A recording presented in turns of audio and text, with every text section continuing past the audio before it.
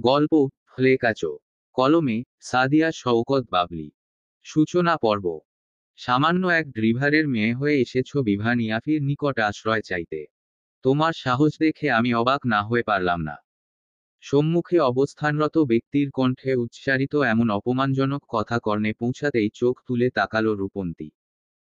সাথে সাথেই চোখের সম্মুখে দৃশ্যমান হলো এক অতি সুদর্শন পুরুষ, পায়ের উপর পা তুলে নির্বিকার ভঙ্গিতে বসে রয়েছে সে। চোখে মুখে কিছুটা ইংরেজদের ছোঁয়া থাকলেও আবার বাঙালিয়ানাও রয়েছে। লোকটা বাঙালিদের তুলনায় ফর্সা, তবে ইউরোপিয়ান ইংরেজদের তুলনায় চাপা। অবশ্য ইউরোপিয়ান ইংরেজদের শরীরের ওই ফ্যাকাশে ফর্সা বর্ণের তুলনায় এই বর্ণটাই অধিক সুন্দর। কিঞ্চিত লম্বা চুলগুলো পড়ে আছে তার ফর্সা কপাল জুড়ে। পরনে ঢিলেঢালা কালো টি শার্ট এবং ছোট প্যান্ট। রূপন্তীর ভ্রু কুঁচকে এলো। আচ্ছা, এটাকে ঠিক কী ধরনের প্যান্ট বলা যায়? Three quarter pant? না, থ্রি কোয়ার্টার প্যান্ট তো থাকে হাঁটু অবধি কিংবা তার নিচে। কিন্তু এ প্যান্ট তো আরো ছোট। তবে টু কোয়ার্টার প্যান্ট। সে প্যান্টও কি এত ছোট যে উরুর ফর্সা চামড়া দেখা যাবে? রূপন্তীর মন চিৎকার করে উঠল। খুব করে বলতে ইচ্ছে হলো, একটা মেয়ের সম্মুখে এসব অসভ্য মার্কা প্যান্ট পরে বসে থাকতে লজ্জা করে না আপনার? এর থেকে জামিয়া পরে বসে থাকতেন। স্পেনে পা রাখার পর মুহূর্তেই আমি আপনার সুরত দর্শন করে হার্ট অ্যাটাক করে দেশে ফিরতাম। মনে মনে এত কথা বললেও মুখে কিছুই বলল না রূপন্তী। এই পুরুষের সাথে এখন ঝামেলায় জড়ানো মানেই নিজের বিপদ নিজে ডেকে আনা। ইউরোপের এই চতুর্থ বৃহত্তম দেশ স্পেনে বিভা ইয়াফিই তার একমাত্র আশ্রয় কেন্দ্র। এর সাথে এখন ঝামেলা করা মানে নিজের আশ্রয় হারানো। যদিও বাবাকে এমন ইঙ্গিতপূর্ণ ভাবে ড্রাইভার বলার কারণে গায়ে লেগেছে রূপন্তীর, তবুও সে সহ্য করে গেল। দৃষ্টি নত করে বলল, আমি আসতে চাইনি। কিন্তু দাদু আর দাদি দুজন জোর করলেন এখানে আসার জন্য। বিভান অগ্নি দৃষ্টিতে তাকালো রূপন্তীর পানে। দাঁতে দাঁত চেপে বলল, তারা তোমার দাদা দাদি নন, তারা আমার দাদা দাদি। লজ্জা করে না সামান্য এক ড্রিভারের মেয়ে হয়ে মালিক মালকিনকে এই নামে সম্বোধন করতে? রূপান্তীর মেজাজ বিগড়ালো কিছুটা।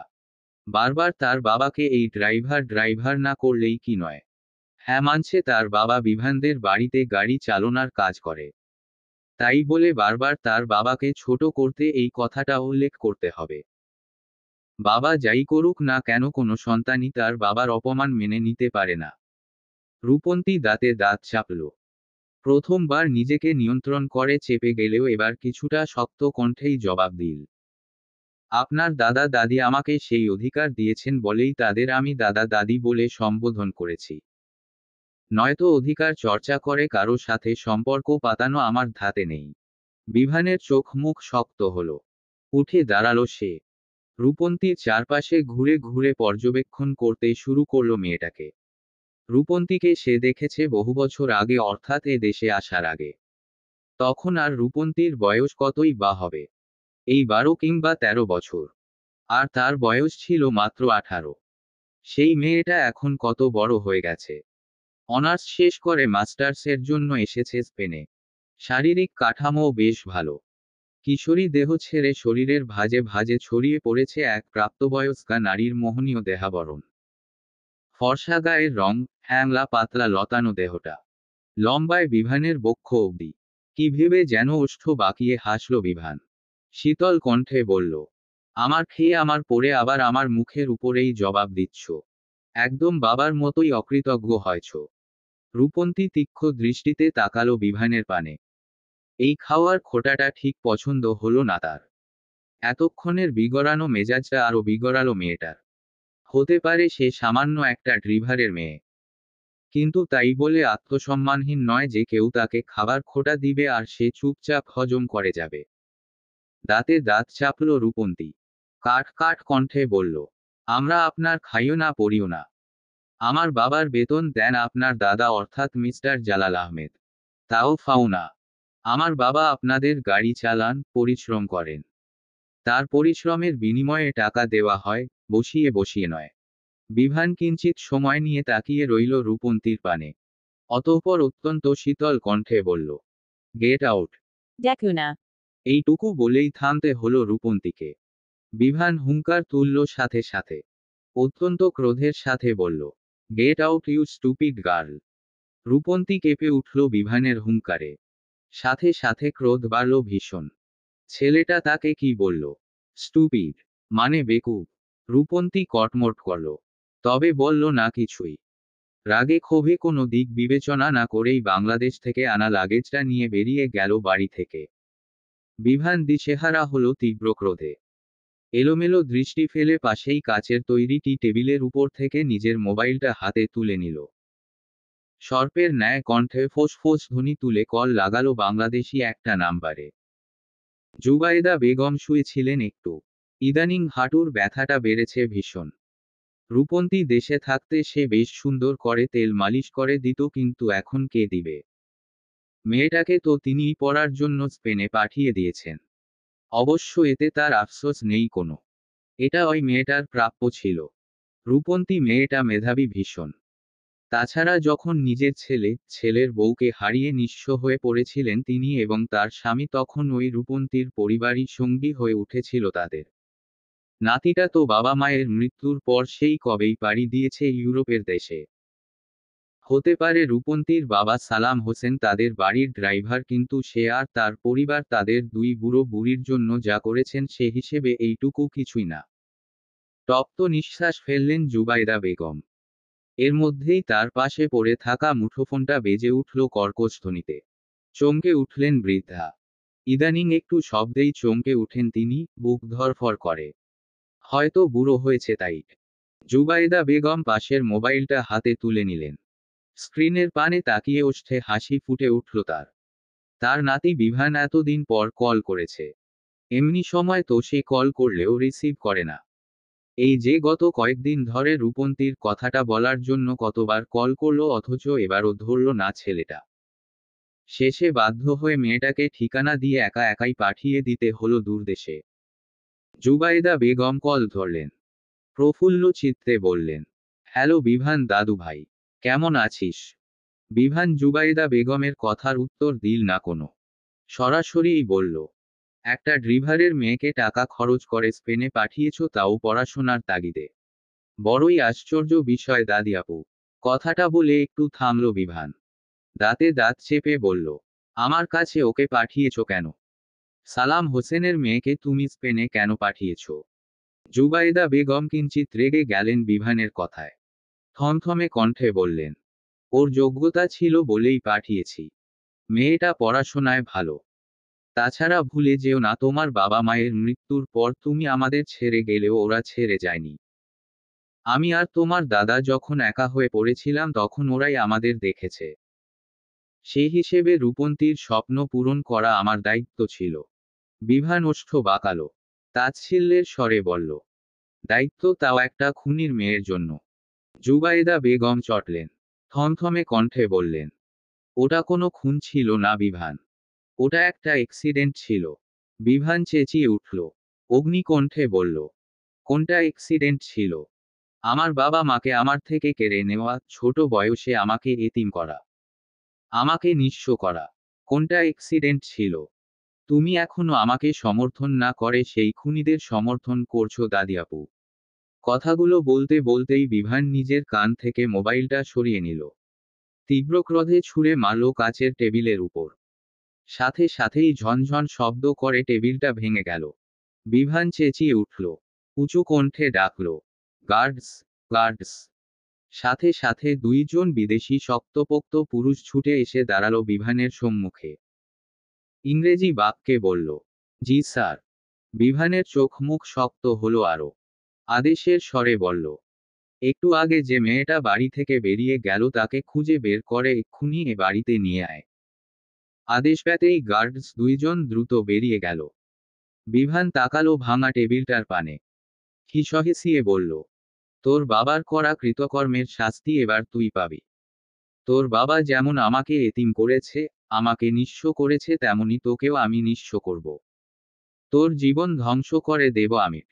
স্পেনে এখন সন্ধ্যারাত। চারদিকটা রঙিন আলোয় ভরে উঠেছে। লাগেজ হাতে নিয়ে স্পেনের রাস্তায় একা একা হাঁটছে রূপন্তী, আর চোখ ঘুরিয়ে ঘুরিয়ে দেখছে চারপাশটা। কিন্তু এখন সমস্যাটা হলো সে যাবে কোথায়? তখন রাত দেখিয়ে বিভানের বাড়ি থেকে চলে তো এলো। একা মেয়ে মানুষ রাস্তায় ঘুমানো তো আর সম্ভব না। শুনেছে এসব দেশে রাতে মদ খেয়ে মাতালরা ঘুরে বেড়ায়। আর মাতাল বলতেই তো বোধবুদ্ধিহীন কাপুরুষ সত্তা। রূপন্তী বাংলাদেশে থাকাকালীন সচক্ষে মাতালদের না দেখলেও টিভিতে দেখেছে। একজন মাতাল যা খুশি তাই করে দিতে পারে। যদি রূপন্তীরও কিছু করে দেয়, তখন কি হবে?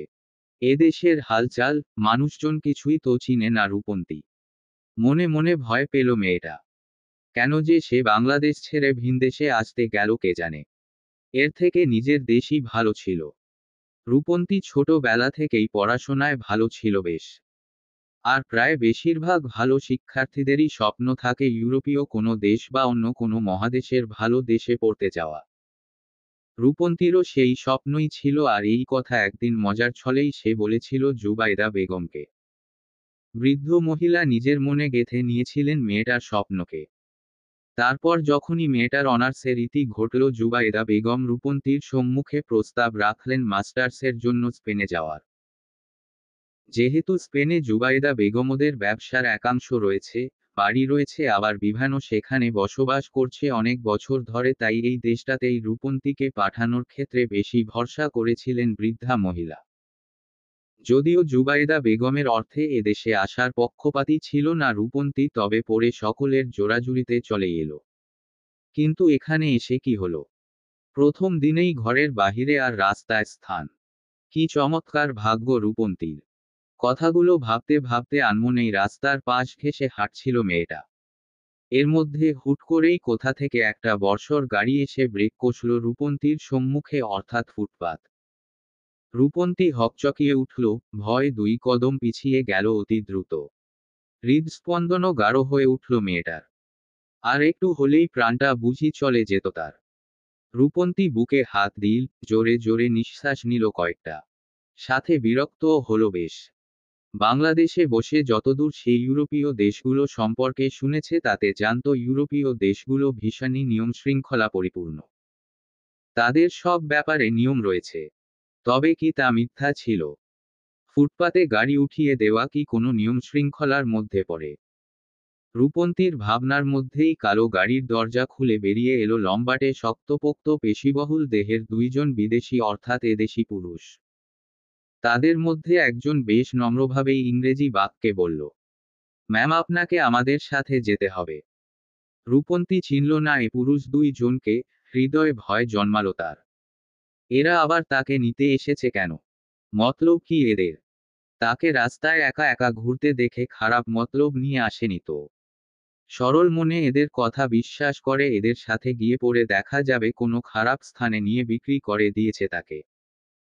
রূপন্তী তার হাতের লাগেজের ধরনীটা শক্তভাবে ধরল, অতঃপর উল্টো ঘুরে দৌড় শুরু করল আবার বিভানের বাড়ির দিকে। ইগোটিগো চুলায় যাক, আপাতত নিজের ইজ্জত বাঁচানোই আগে। প্রয়োজনে এখন গিয়ে বিভানের পা ধরে ঝুলে পড়বে। তারপরও এই সাদা চামড়ার গন্ডারদের হাতে পড়া যাবে না। রূপন্তী দৌড় শুরু করার সাথে সাথে তার পিছন পিছন ওই দুই পুরুষও দৌড় শুরু করল। মেয়েটার ভয় বাড়ল আরো। এবার হাতের লাগেজ আর পায়ের জুতা ফেলে রেখেই বেশ জোরে সোরেই দৌড় শুরু করল সে। ওই দুই পুরুষও তাদের দৌড়ের গতি বাড়ালো। তবে তাদের মধ্যে এক পুরুষ আবার রাস্তার মধ্য থেকে রূপন্তীর লাগেজ আর জুতা তুলে নিল হাতে, অতঃপর দৌড় শুরু করল। কিঞ্চিত সময় গড়াতেই রূপন্তী দৌড়ে গিয়ে পৌঁছালো বিভানের বাড়ির সম্মুখে। একবার পিছনে তাকিয়ে দেখে নিল ওই সাদা চামড়ার দুই গন্ডারকে। তাকে এখনো পিছনে আসতে দেখে আর ইতি উতি কিছু ভাবল না মেয়েটা। এক দৌড়ে ঢুকলো বাড়ির ভিতরে। বিভান বসার কক্ষের সোফাতেই বসে ছিল, অপেক্ষা করছিল রূপন্তীর আসার। বিভানকে দেখে একটু হলেও ভরসা পেল রূপন্তী। হুমড়ি খেয়ে পড়ল বিভানের পায়ের কাছে। ভয়ার্ত কণ্ঠে বলল, আমাকে দয়া করে বাঁচান। ওরা আমাকে নিয়ে কোথাও বিক্রি করে দিবে হয়তো। বিভানের কপালে ভাঁজ পড়ল। ভ্রু কুঁচকে সে তাকালো রূপন্তীর ভয়ার্ত মুখশ্রীর পানে। এর মধ্যেই হন্তদন্ত হয়ে ঘরের মধ্যে প্রবেশ করল ওই বিদেশি দুই পুরুষ। হাঁপাতে হাঁপাতে বলল, ম্যাম, আপনার লাগেজ এবং জুতা ফেলে এসেছিলেন। রূপন্তী ভয়ে সেটিয়ে গেল। বিভান হয়তো বুঝল ঘটনাটা। সোফা ছেড়ে উঠে দাঁড়ালো সে। দুই পুরুষের পানে তাকিয়ে বলল, এরিক আর হ্যারি। থামল বিভান। ওষ্ঠে বাঁকা হাসি ফুটিয়ে তুলে বলল, তোদের বলেছিলাম মেয়েটাকে খুঁজে নিয়ে আসতে, তোরা তো একদম দৌড় করিয়ে নিয়ে এলি। রূপন্তী চমকালো, চোখ বড় বড় করে তাকালো উপস্থিত সকলের পানে। এর মানে এই সাদা চামড়ার গন্ডার দুটো বিভানের পাঠানো। এরা তাকে এ বাড়িতে নিয়ে আসার জন্যই গিয়েছিল। আর সে কি নাকি ভেবে এতটা পথ দৌড় করল। নিজের বোকামির কথা ভেবে মেয়েটা লজ্জিতও হলো, আবার বিভানের উপরেও ক্রোধ জন্মালো। তুই যখন এ বাড়িতেই ফিরিয়ে আনতে চাইবি তাহলে শুধু শুধু তখন গেট আউট মারালি কেন? রূপন্তী কটমট করল, উঠে দাঁড়িয়ে বলল, এ বাড়িতেই যখন ফিরিয়ে আনবেন তাহলে বের কেন করে দিয়েছিলেন? বিভান চোখের ইশারা দিয়ে গার্ডস দুইজনকে চলে যেতে বলল। তারাও আর দাঁড়ালো না, চুপচাপ বেরিয়ে গেল ঘর থেকে। অতঃপর বিভান ফিরে তাকালো রূপন্তীর পানে, ভাবলেশহীন ভাবে বলল, আমার ইচ্ছা। রূপন্তীর মেজাজ বিগড়ালো ভীষণভাবে। এমনি এতক্ষণ দৌড়াতে দৌড়াতে নিঃশ্বাস গরম হয়ে উঠেছে, তার মধ্যে এর আবার দায়সারা কথাবার্তা। মেয়েটার ইচ্ছে তো করছিল রেগেমেগে দুই চার বাক্য বলে দিতে, কিন্তু নিজেকে সামলালো সে। কিছু বলতে গেলে আবার যদি বের করে দেয় তখন কি হবে? তাছাড়া সামান্য এক ড্রিভারের মেয়ে হয়ে মালিকের সাথে এত উঁচু কণ্ঠ তার মানায় না। জুবায়ের বেগম যে তাকে দয়া ধরে বিদেশে পড়তে পাঠিয়েছে তাই অনেক। ক্রোধে নিজের অবস্থান ভুলে গেলে চলবে না তার। সব সময় তার নিজের অবস্থান, অধিকার সম্পর্কে সচেতন থাকতে হবে। রূপন্তী নরম হল, কিছুটা মিনমিনে কণ্ঠে বলল, আমি কোথায় থাকব? মানে আমার রুম কোনটা? রূপন্তীর কথা শেষ হতে না হতেই বিভান পা ফেলল পাশ ফিরে। স্বাভাবিক কণ্ঠে বলল, আমার সাথে এসো। রূপন্তী নিজের জুতা জোড়া পায়ে পরে নিল দ্রুত, অতঃপর লাগেজটা হাতে নিয়ে ছুট লাগালো বিভানের পিছু পিছু। বিভানদের এই বাড়িটা বেশ বর্ষর। রূপন্তী বাড়ির চারদিকটা দেখতে লাগলো চোখ ঘুরিয়ে ঘুরিয়ে। সুইমিং পুল, ফুলের বাগান সহ বিশাল এক বাড়ি। এত বড় বাড়িতে বিভান একা একা থাকে। ভয় করে না লোকটার? হয়তো করে না। যদি করত তবে কি আর একা থাকতে পারত নাকি? বিভান রূপন্তীকে নিয়ে এসে দাঁড়ালো বাড়ির একদম কোণার দিকে একটা কক্ষের সম্মুখে। পকেট থেকে একটা চাবি বের করে খুলল কক্ষের দরজা। সাথে সাথেই ভিতর থেকে বটকা একটা গন্ধ বেরিয়ে এলো। রূপন্তী নাক চাপল সাথে সাথে। তবে বিভান নির্বিকার ভঙ্গিতে দাঁড়িয়েই বলল, এটা তোমার কক্ষ। রূপন্তী দরজার ফাঁকা থেকে উকি মারল কক্ষের ভিতরে। চারদিকে ধুলোবালিতে পরিপূর্ণ কক্ষটা। মনে হচ্ছে অনেক দিন কেউ এ মুখ হয়নি। কেমন একটা দুর্গন্ধও বের হচ্ছে কক্ষের ভিতর থেকে। এই কক্ষে সে থাকবে? কে বাবাই এত বড় বাড়িতে এতগুলো কক্ষ থাকতে তাকে খুঁজে খুঁজে এই কক্ষটাই কেন দিল? রূপন্তী মুখ ঘুরিয়ে তাকালো বিমানের পানে। কিছুটা ইতস্তত করে বলল, এই কক্ষটা নোংরা ভীষণ। আমাকে অন্য কোনো কক্ষ দেওয়া যায় না? বিভান তাকালো রূপন্তীর পানে, ভাবলেশহীন ভাবে বলল, এই কক্ষে থাকলে থাকো, নয়তো অন্য কোথাও নিজের ব্যবস্থা করে নাও। রূপন্তী চারদিকে চোখ ঘুরালো একবার, অতঃপর আবার বলল, বাড়িতে তো অনেকগুলো কক্ষ আছে, ওগুলোর যে কোনো একটা দিন না? এই কক্ষটা ভীষণ নোংরা। বিভান ওষ্ঠ বাঁকালো, তাচ্ছিল্য করে বলল, ওগুলো আমাদের মতো মানুষদের জন্য, কোনো ড্রাইভার বা তার মেয়ের জন্য না। রূপন্তী অপমানিবোধ করল ভীষণভাবে। তার বাবা ড্রাইভার বলে কি তারা মানুষ নয়? এই বিভান তাদের মানুষ মনে করে না। এখন এই নতুন দেশে নতুন শহরে রূপন্তীর যাওয়ারও জায়গা নেই কোনো। নয়তো এত অপমানের পর সে কিছুতেই এখানে থাকতো না সে। মেয়েটা মনে মনে সিদ্ধান্ত নিল একটু পরিচিত হয়েই সে কলেজ হোস্টেলে উঠবে। এই অহংকারী খারাপ লোকের বাড়িতে থাকবে না কিছুই। কিন্তু সে পর্যন্ত তো থাকতে হবে। আর তো উপায় নেই কোনো। মেয়েটা পা বাড়িয়ে ঢুকে গেল ওই ধুলো বালিপূর্ণ কক্ষে। ঠাস করে আটকে দিল দরজাটা। বিভান কিঞ্চিত সময় নিয়ে তাকিয়ে রইল বন্ধ দরজাটার পানে, অতঃপর বাঁকা হেসে চলে গেল নিজে কক্ষের উদ্দেশ্যে। কিন্তু রূপন্তী এখন কি করবে? এই পুরো কক্ষ পরিষ্কার করবে কিভাবে? এমনি ধুলোবালিতে অ্যালার্জি আছে তার। এই কক্ষ পরিষ্কার করতে গিয়ে তো নাজেহাল অবস্থা হবে। ফোঁস করে একটা নিঃশ্বাস ফেলল রূপন্তী। নিজেকে শক্ত করল সে। যা হয় হোক, এ কক্ষ পরিষ্কার তো তাকে করতেই হবে, নয়তো আজ রাস্তায় থাকা ছাড়া উপায় হবে না। কোনো হোটেলে যে উঠবে তাও সাহস হচ্ছে না। নতুন দেশ, নতুন মানুষের মধ্যে না বুঝে কোনো হোটেলে উঠে যদি বিপদ আপদ হয় তখন কি হবে? রূপন্তী নিজের মনকে শক্ত করল। শরীরে জড়ানো ওড়নাটা দ্বারা ভালোভাবে মাথা, ঘাড় এবং মুখটা ঢেকে নিল। অতঃপর শুরু করল কক্ষ পরিষ্কার। একে একে মুছতে শুরু করল কক্ষে থাকা সকল আসবাবপত্র। কিন্তু নিজের কাজে নিজে সে বহাল থাকতে পারল না খুব বেশিক্ষণ। কেমন দম বন্ধ হয়ে আসছে, হাঁচি আসছে বারবার। হয়তো ধুলোবালির কারণে শ্বাসকষ্ট উঠছে রূপন্তীর। মেয়েটা দেরি করল না আর। এখানে অসুস্থ হয়ে পড়লে তাকে দেখার মতো লোক নেই কোনো। না না, তাকে কোনোভাবে অসুস্থ হওয়া যাবে না। দ্রুত কক্ষ থেকে দৌড়ে বেরিয়ে গেল রূপন্তী। মাথা মুখ থেকে ওড়না খুলে জোরে জোরে নিঃশ্বাস নিতে শুরু করল মুক্ত বাতাসে। কিঞ্চিত সময় নিয়ে নিজেকে একটু ঠিক করল, অতঃপর আবার লেগে কক্ষ পরিষ্কারের কাজে। মধ্যরাত অবধি এভাবেই বারবার কক্ষ থেকে বেরিয়ে নিজেকে ধাতস্থ করে শেষ পর্যন্ত কক্ষটা পরিষ্কার করতে সক্ষম হলো মেয়েটা। রূপন্তী মাথা, মুখ থেকে ওড়নাটা খুলে ফেলে দিল। কক্ষের চারপাশটা একবার ভালোভাবে পর্যবেক্ষণ করে ঢুকে গেল ওয়াশরুমে। এখন গোসল না করলেই নয়। এমনি অ্যালার্জিতে নাজেহাল অবস্থা। চোখ দুটো পোড়াচ্ছে ভীষণ, হাঁচি দিতে দিতে চোখ নাক লাল হয়ে উঠেছে। তার উপর শরীরে ধুলোবালি লেগে আছে এখনো। ভাগ্যিস এসব দেশের বেশিরভাগ বাড়িতেই প্রতিটি কক্ষের সাথে সংযুক্ত ওয়াশরুম থাকে। নয়তো এই রাতে আবার এই ওয়াশরুম নিয়ে ঝামেলা বাঁধত। বিভা নিয়াফি নামক ওই নিষ্ঠুর পুরুষ তো পারলে তাকে এই বাড়িতেই রাখে না। আর তো ওয়াশরুম।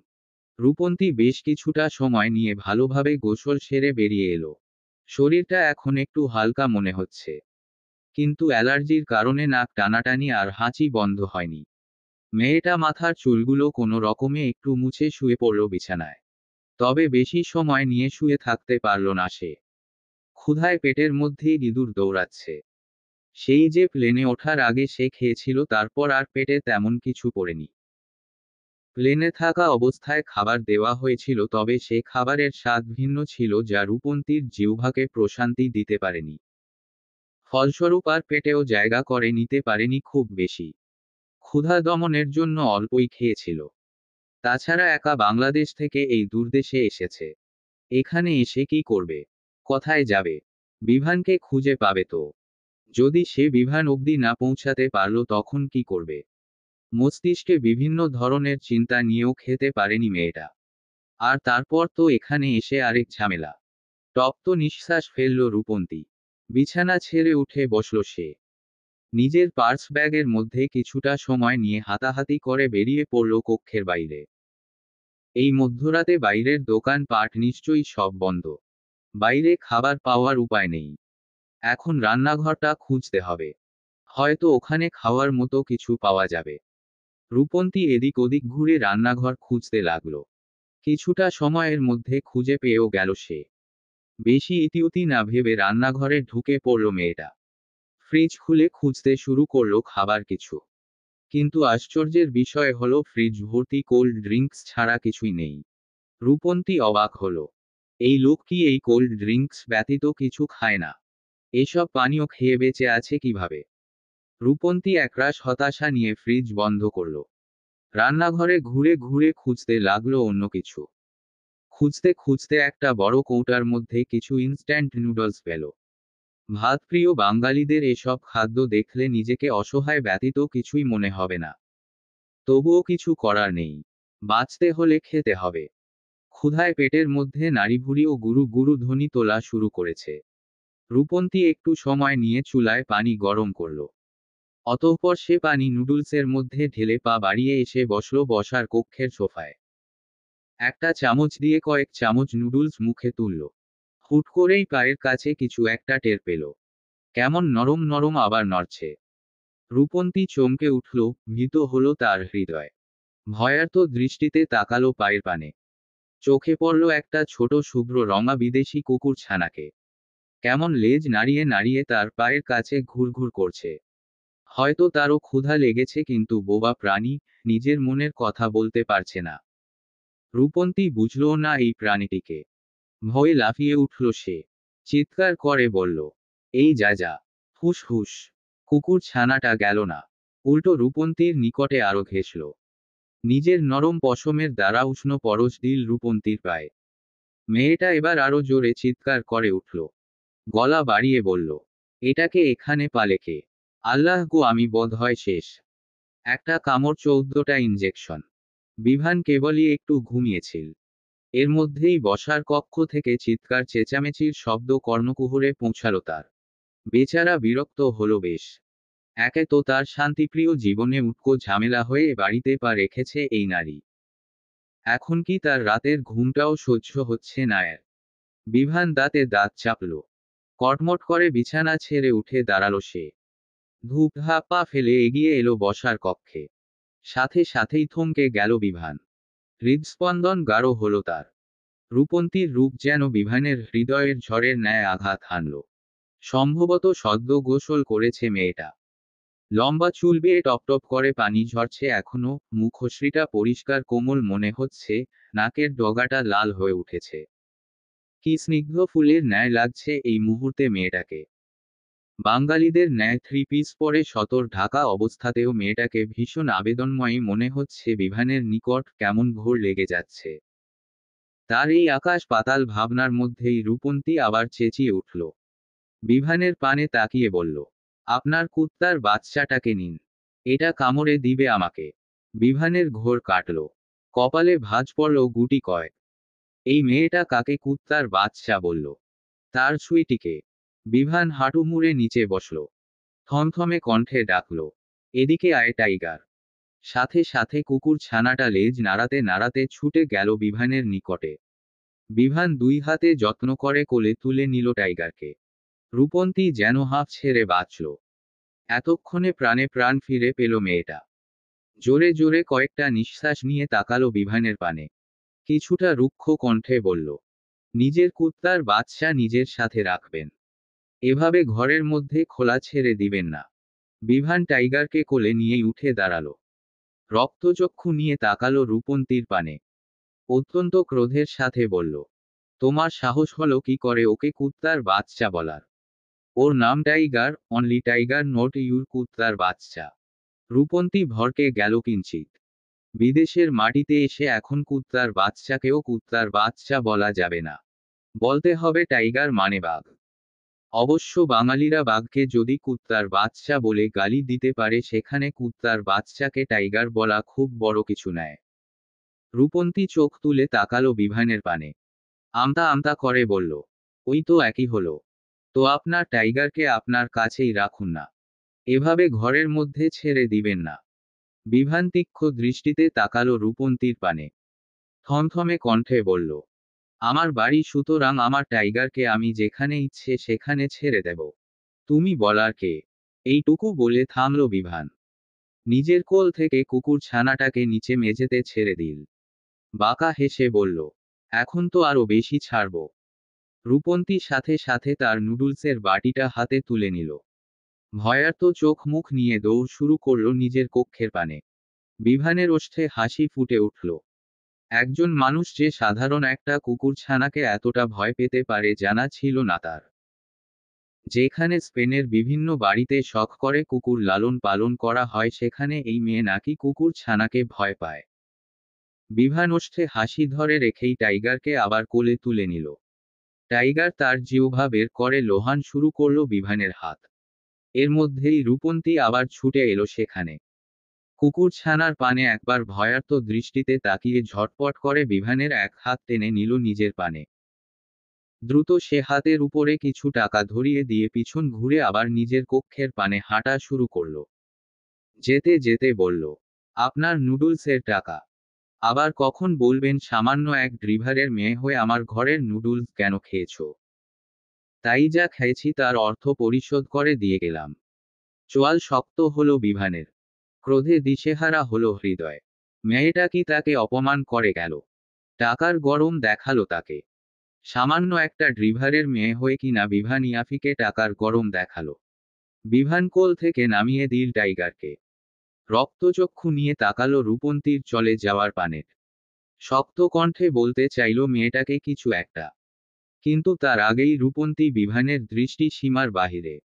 নিজের কক্ষে ঢুকে দরজাটাও লাগিয়ে দিয়েছে। বিভান আর সেদিকে গেল না। এর প্রতিশোধ অন্যভাবে নিবে সে। তাকে টাকার গরম দেখানোর জন্য এই মেয়েকে ভুগতে তো হবেই। নতুন দিন, নতুন সকাল। চারিদিকটা ভরে উঠেছে উজ্জ্বল সূর্যের আলোয়। স্পেনের পরিবেশে এই সূর্যের আলোটা যেন আরো উজ্জ্বল ধরা দিয়েছে। হয়তো গাছপালার আধিক্য কম, তাই এমন মনে হচ্ছে। রূপন্তী সকাল সকাল উঠেই তৈরি হয়ে নিয়েছে। বাইরে যেতে হবে একটু। অ্যালার্জির জন্য ডাক্তারের শরণাপন্ন হতে হবে, বিছানা এবং বালিশের কভার কিনতে হবে।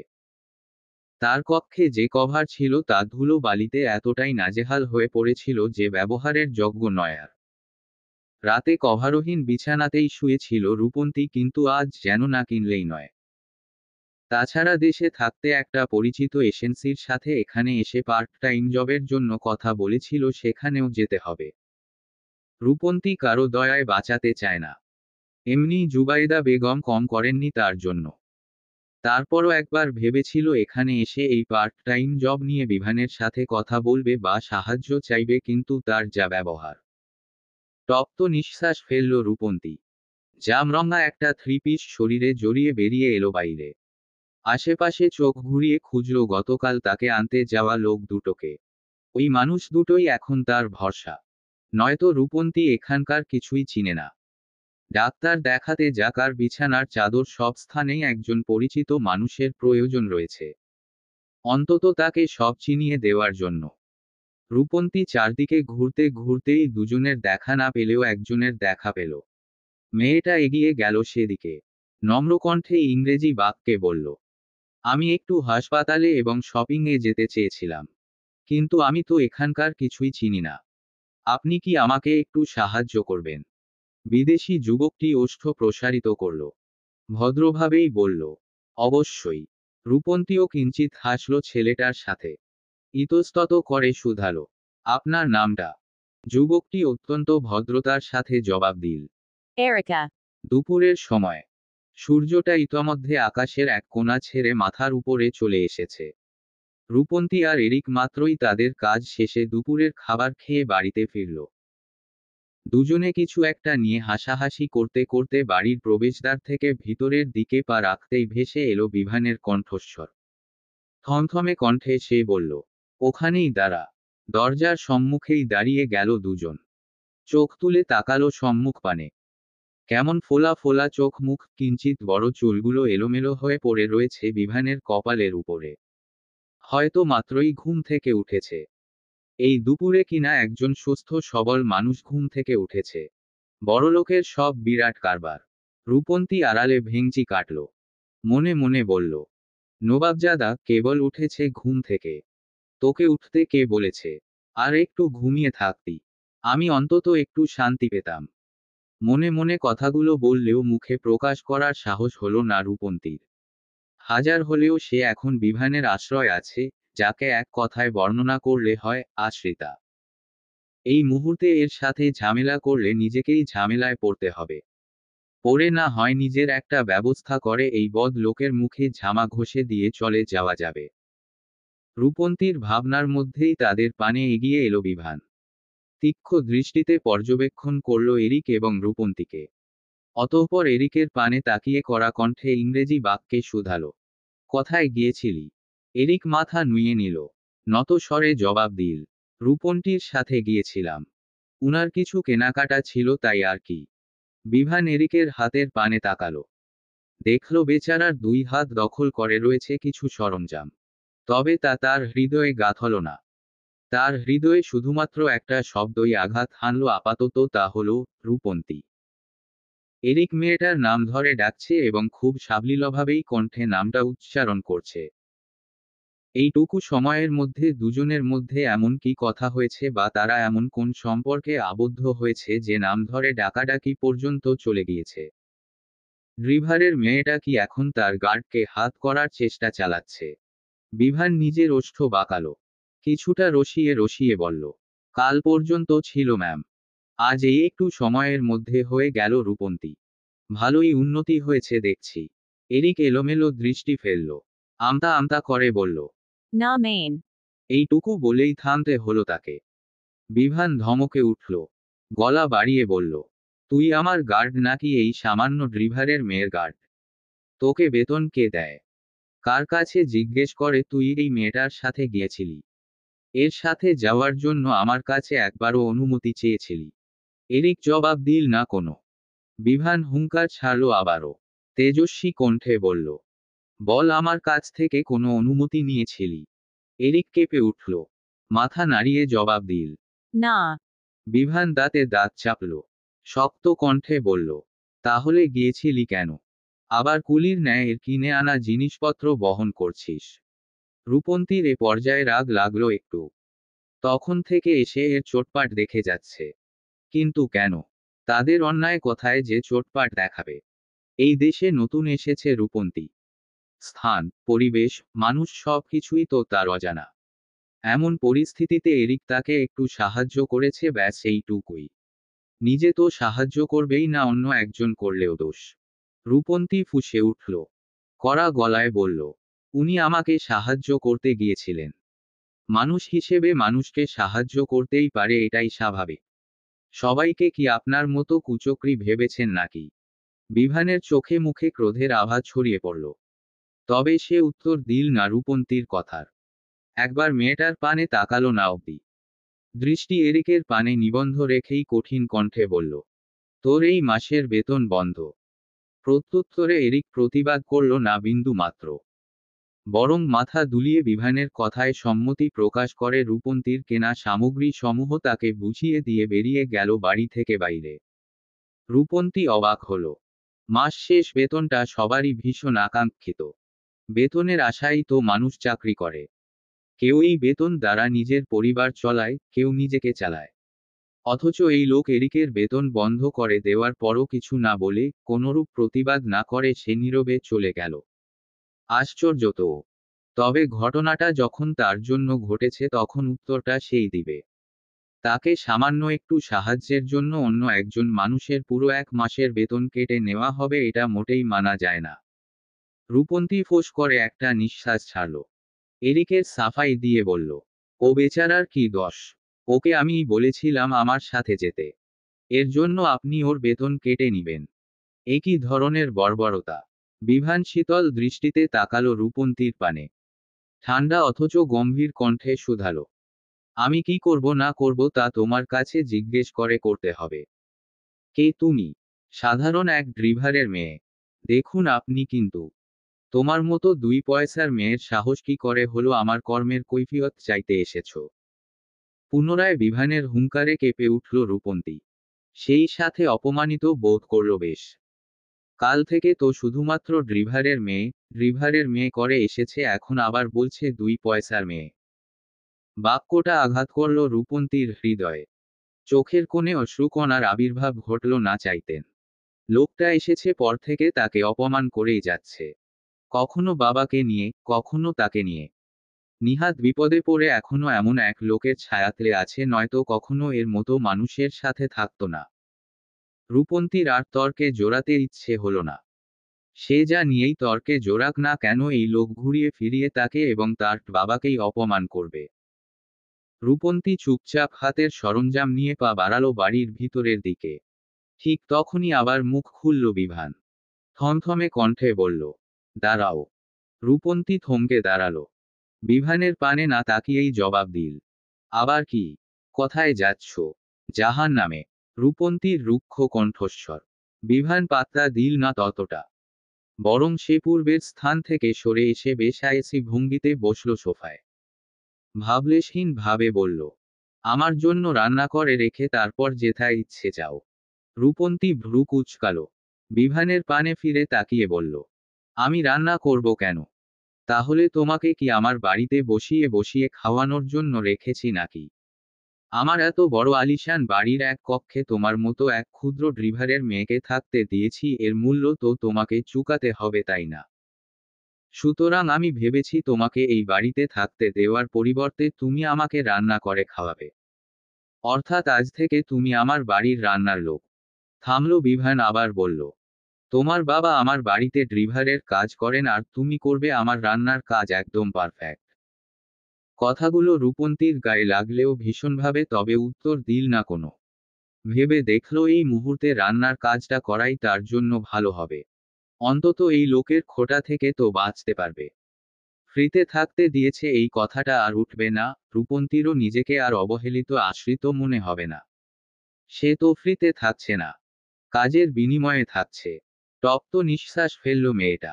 নিজের কক্ষে আর ফিরে না গিয়ে গেল রান্নাঘরে। হাতের সরঞ্জামগুলো এক পাশে রেখে চুলোর উপরে ভাত বসিয়ে দিল। ভাগ্যিস কাল রাতে এখানে নুডলস ব্যতীত আর কিছু না পেয়ে আজ বাজার থেকে চাল, ডাল, সবজি নিয়ে এসেছিল। নয়তো এখন রান্না কি করত? আবার যদি রান্না কি করব তা নিয়ে কোনো প্রশ্ন করত তাতেও দুই চার কথা শুনিয়ে দিত। ওই লোকের তো অপমান করার কোনো ছুতো পেলেই হলো। কিন্তু এখন চিন্তার বিষয় হলো এদেশে রূপন্তী চলবে কিভাবে। দেশ থেকে আসার সময় নিজের জমানো আর বাবার থেকে মিলিয়ে 2 মাস চলার মতো টাকা সে নিয়ে এসেছিল। জুবাইদা বেগম অবশ্য তাও আনতে বারণ করেছিলেন। তিনি বলেছিলেন বিভান দেখবে। তা সে যা দেখছে তার তো বলার বাহিরে। দীর্ঘশ্বাস ফেলল রূপন্তী। আজ বাজারে গিয়েই অনেক টাকা খরচ হয়ে গেছে। এরপরের দিনগুলো কিভাবে কাটবে তার? একটা পার্ট টাইম জবের ব্যবস্থা যদিও হয়েছে। এদেশে আসার আগেই কথা বলছিল সেখানে। আর তা না হলেও জুবাইদা বেগম ব্যবস্থা করে দিতেন। কিন্তু তাতেও তো প্রথমে চাকরিতে যেতে হবে, তারপর মাস গেলে বেতন। কপালে কি আছে কে জানে। ভিনদেশে এসে শেষ পর্যন্ত হয়তো না খেয়ে জীবনধারণ করতে হবে। আসলে তাদের ন্যায় মধ্যবিত্তদের স্বপ্ন পূরণই করতে নেই। তবুও কেন যেন জুবাইদা বেগমের দেওয়া বিদেশে পড়তে আসার প্রস্তাবটা রূপন্তী ফেলতে পারেনি। তার স্থানে অন্য কেউ থাকলে সেও হয়তো পারত না। নিজের নিগুড় চিন্তা ভাবনার মধ্যেই হঠাৎ পায়ের কাছে মোলায়েম কিছু অনুভব করল রূপন্তী। চমকে উঠল মেয়েটা। পায়ের পানে তাকাতেই আবিষ্কার করল ছোট্ট নাদুস নুদুস কুকুর ছানা টাইগারকে। ভয় ছিটকে দূরে সরে গেল সে। তবে তাতে কি রক্ষা হলো?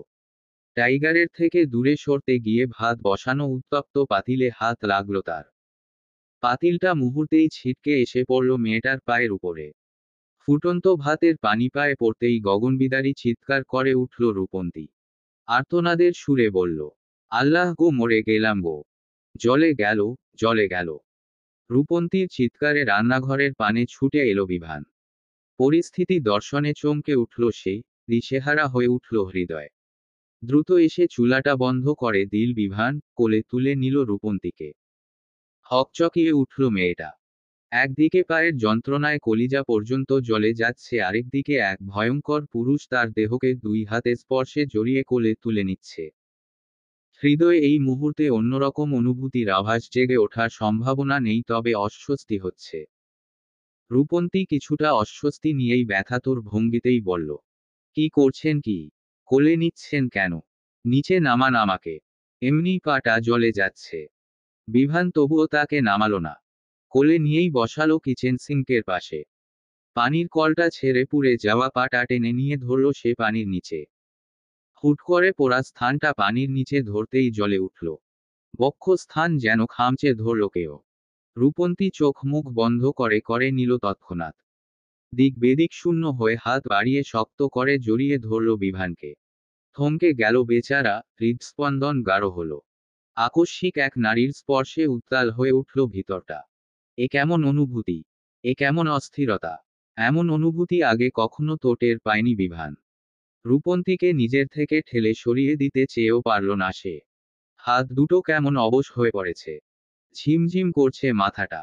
ততক্ষণে রূপন্তীর পোড়া স্থানটাও ঠান্ডা হয়েছে। প্রথমে পানির স্পর্শে একটু জ্বলে উঠলেও কিঞ্চিত সময়ের ব্যবধানেই শীতল হয়ে উঠল স্থানটা। এখন একটু শান্তি লাগছে। হুঁশ ফিরে পেল রূপন্তী। নিজের অবস্থান অনুভব করে চমকে উঠল মুহূর্তেই। দ্রুত বিভানকে ছেড়ে দিয়ে দূরে সরে গেল। অপ্রস্তুত কণ্ঠে বলল, দুঃখিত, আমি ইচ্ছে করে করিনি। কিভাবে যেন হয়ে গেছে। বিভানের ধ্যান ভাঙল। হৃদয়ের বেগতিক ধারাও শান্ত হল কিঞ্চিত। সাথে কিছুটা ক্রোধ অনুভব করল। এই ড্রিভারের মেয়েটা, যে ড্রিভারের জন্য কিনা তার বাবা মায়ের প্রাণ গিয়েছে, এতিম হয়েছে সে, তার মেয়ের স্পর্শই আজ বিভানের হৃদস্পন্দন বাড়িয়ে দিল। পা পুড়েছে, তার জন্য পা পানিতে ভিজিয়েছিল। এখানে জড়িয়ে ধরার সম্পর্ক কি? এই মেয়েটা তাকে জড়িয়ে কেন ধরবে? এ নিশ্চয়ই এর কোনো নতুন চাল। এ বাড়িতে থাকার জন্য নোংরা খেলায় মেতেছে। বিভান দাঁতে দাঁত চাপল। শক্ত কণ্ঠে বলল, কিভাবে যেন হয়ে গেছে নাকি ইচ্ছে করে করেছ? তোমার মতো মেয়েদের আমার বেশ ভালো চেনা আছে। শুনে রাখো মেয়ে, তুমি যদি এসব করে আমাকে নিজের বশে নিতে চাও তবে তা তোমার ভুল পদক্ষেপ। আমি মোটেও তেমন স্বভাবের নয় যে নারী স্পর্শ পাবো আর তাকে কাছে টেনে নেব। রূপন্তীর হৃদয়ে আঘাত করল কথাগুলো। লজ্জা অপমানে মুষড়ে পড়ল মেয়েটা। হঠাৎ পানির সান্নিধ্য পেয়ে তখন পাটা জ্বলে উঠেছিল ভীষণ। সে ব্যথাতেই হুঁশ হারিয়ে একটা ভুল করে ফেলেছে। হয়তো এটাই তার অন্যায়, গুরুতর অন্যায়। একজন নারী হয়ে যে পুরুষকে স্পর্শ করাই তো অন্যায়। রূপন্তীর এই মুহূর্তে পায়ের থেকেও হৃদয় জ্বলছে বেশি। গতকাল থেকে এই লোকটা তাকে যতটা পরিমাণ অপমান করেছে এতটা অপমান বোধ হয় পৃথিবীর কেউ করেনি। ড্রিভারের মেয়ে হয়েছে বলে কি তার কোনো মান সম্মান, দুঃখ কষ্ট কিংবা অপমান বোধ নেই? সেও তো রক্ত মাংসে গড়া মানুষ। রূপন্তীর কান্না পেল ভীষণ। এর থেকে তো দেশে থাকাই শ্রেয় ছিল। তবুও সম্মানের সহিত বেঁচে ছিল।